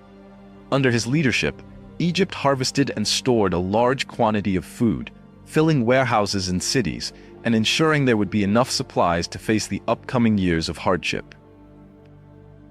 During these 7 years of abundance, Joseph had 2 sons with Asenath. The first son was Manasseh, which means, "God has made me forget all my hardship and my father's house," symbolizing healing and deliverance from past wounds. The second son was Ephraim, which means, "God has made me fruitful in the land of my suffering," reflecting the prosperity Joseph experienced even in a foreign land. When the 7 years of famine finally arrived, the crisis became severe, not only in Egypt, but also in surrounding lands. Thanks to Joseph's wisdom, Egypt was well prepared, and he began distributing the stored food to the people, selling it in exchange for silver. As the famine spread, other nations began seeking help from Egypt, and Joseph became the savior of his time. Among those who came to Egypt to buy grain were Joseph's brothers. After years of suffering and famine, Joseph's brothers, the ones who had sold him into Egypt, were forced to go there to buy grain. However, when they met Joseph, they did not recognize him. Why was that? Because Joseph was now a powerful man, dressed in Egyptian noble attire, speaking Egyptian, and even communicating through an interpreter. But on the other hand, Joseph immediately recognized his brothers. This situation might seem a bit awkward, wouldn't it? Even though they were his blood brothers, time and circumstances had changed everything. Although Joseph's heart was filled with complex emotions, he did not immediately reveal his identity. Instead, he decided to test his brothers. He accused them of being spies, and anyone can sense the tension in the air when Joseph threatened to keep Simeon as a hostage and demanded they bring their younger brother Benjamin to prove their honesty. Joseph's perspective at this moment was perhaps a combination of suffering and patience. He wanted to know if his brothers had changed since the time he was sold. Can you imagine how his brothers must have felt at that moment? They were accused of being spies, and although they were somewhat confused and frightened, they decided to return to Egypt with Benjamin. This situation might make anyone reflect, would I have the courage to return and face my past? And when they returned, something interesting happened. Joseph threw a banquet for them. The question is, why would Joseph do that? Was it to show hospitality, or was there something deeper at play? After the feast, Joseph once again tested his brothers. He secretly placed a silver cup in Benjamin's sack and then accused them of stealing. Can you imagine the tension at that moment? Everything was now reaching a climax, and Joseph, as the one in power, threatened to keep Benjamin as a slave. But then, a miracle happened. At this moment, Judah, the brother who had once suggested selling Joseph, stood up and begged Joseph to take him as a slave in place of Benjamin. A man who had once been part of a wrong action now sacrificed himself for his brother. This was a touching moment because Judah not only loved Benjamin, but also wanted to protect their father, Jacob. This makes you ask yourself, could I sacrifice myself for someone else like that? And at that very moment, Joseph could no longer contain his emotions. He wept and finally revealed his true identity. Joseph's brothers stood there, stunned, unable to believe their eyes. Joseph embraced them and forgave all that they had done. God had used their wrong actions to bring about something good, to save many lives during the Great Famine. You intended to harm me, but God intended it for good. Genesis 50:20. Let's pause for a moment and reflect. Have you ever encountered people who hurt you in the past, and you felt you could never forgive them? But could we learn from Joseph to see difficult situations as opportunities for God to work, and eventually look at everything with a heart of forgiveness? When Jacob heard that Joseph was alive, he couldn't believe his ears. After so many years of thinking his son was dead, he was now told that not only was Joseph alive, but he was also a powerful figure in Egypt. Imagine Jacob's emotions in that moment: joy, astonishment, and so many mixed feelings. He decided to move the whole family to Egypt, where Joseph and Pharaoh warmly welcomed them. They were given land in the region of Goshen, one of the best areas in Egypt, where they were not only provided with ample food, but also had the opportunity to grow and prosper.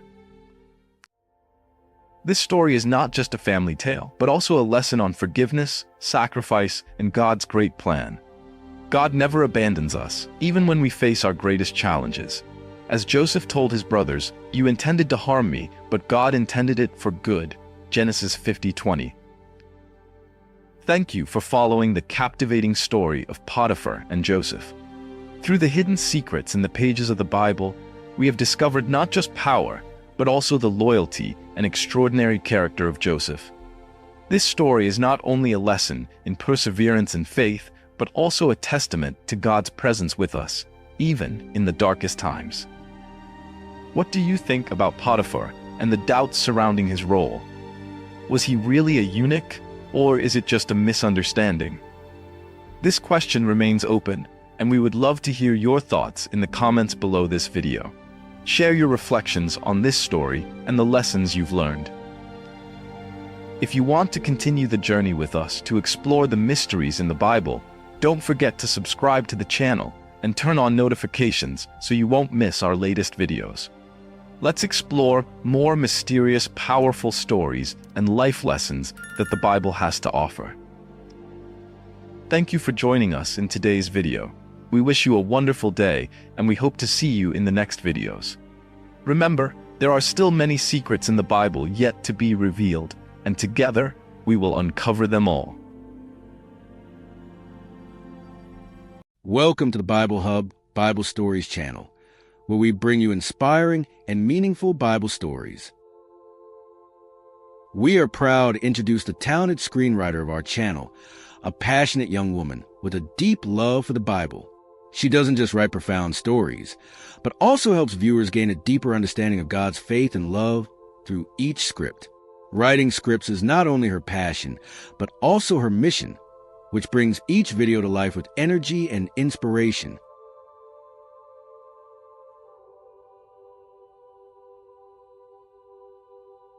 We would also like to introduce the channel owner, the heart and soul of our channel. He constantly gives us all, overcoming any challenge to deliver the highest quality videos and convey a powerful message to everyone. We hope you'll continue to join us on our journey with Bible Hub, Bible stories, as we explore and spread the message of God. Thank you for your love and support.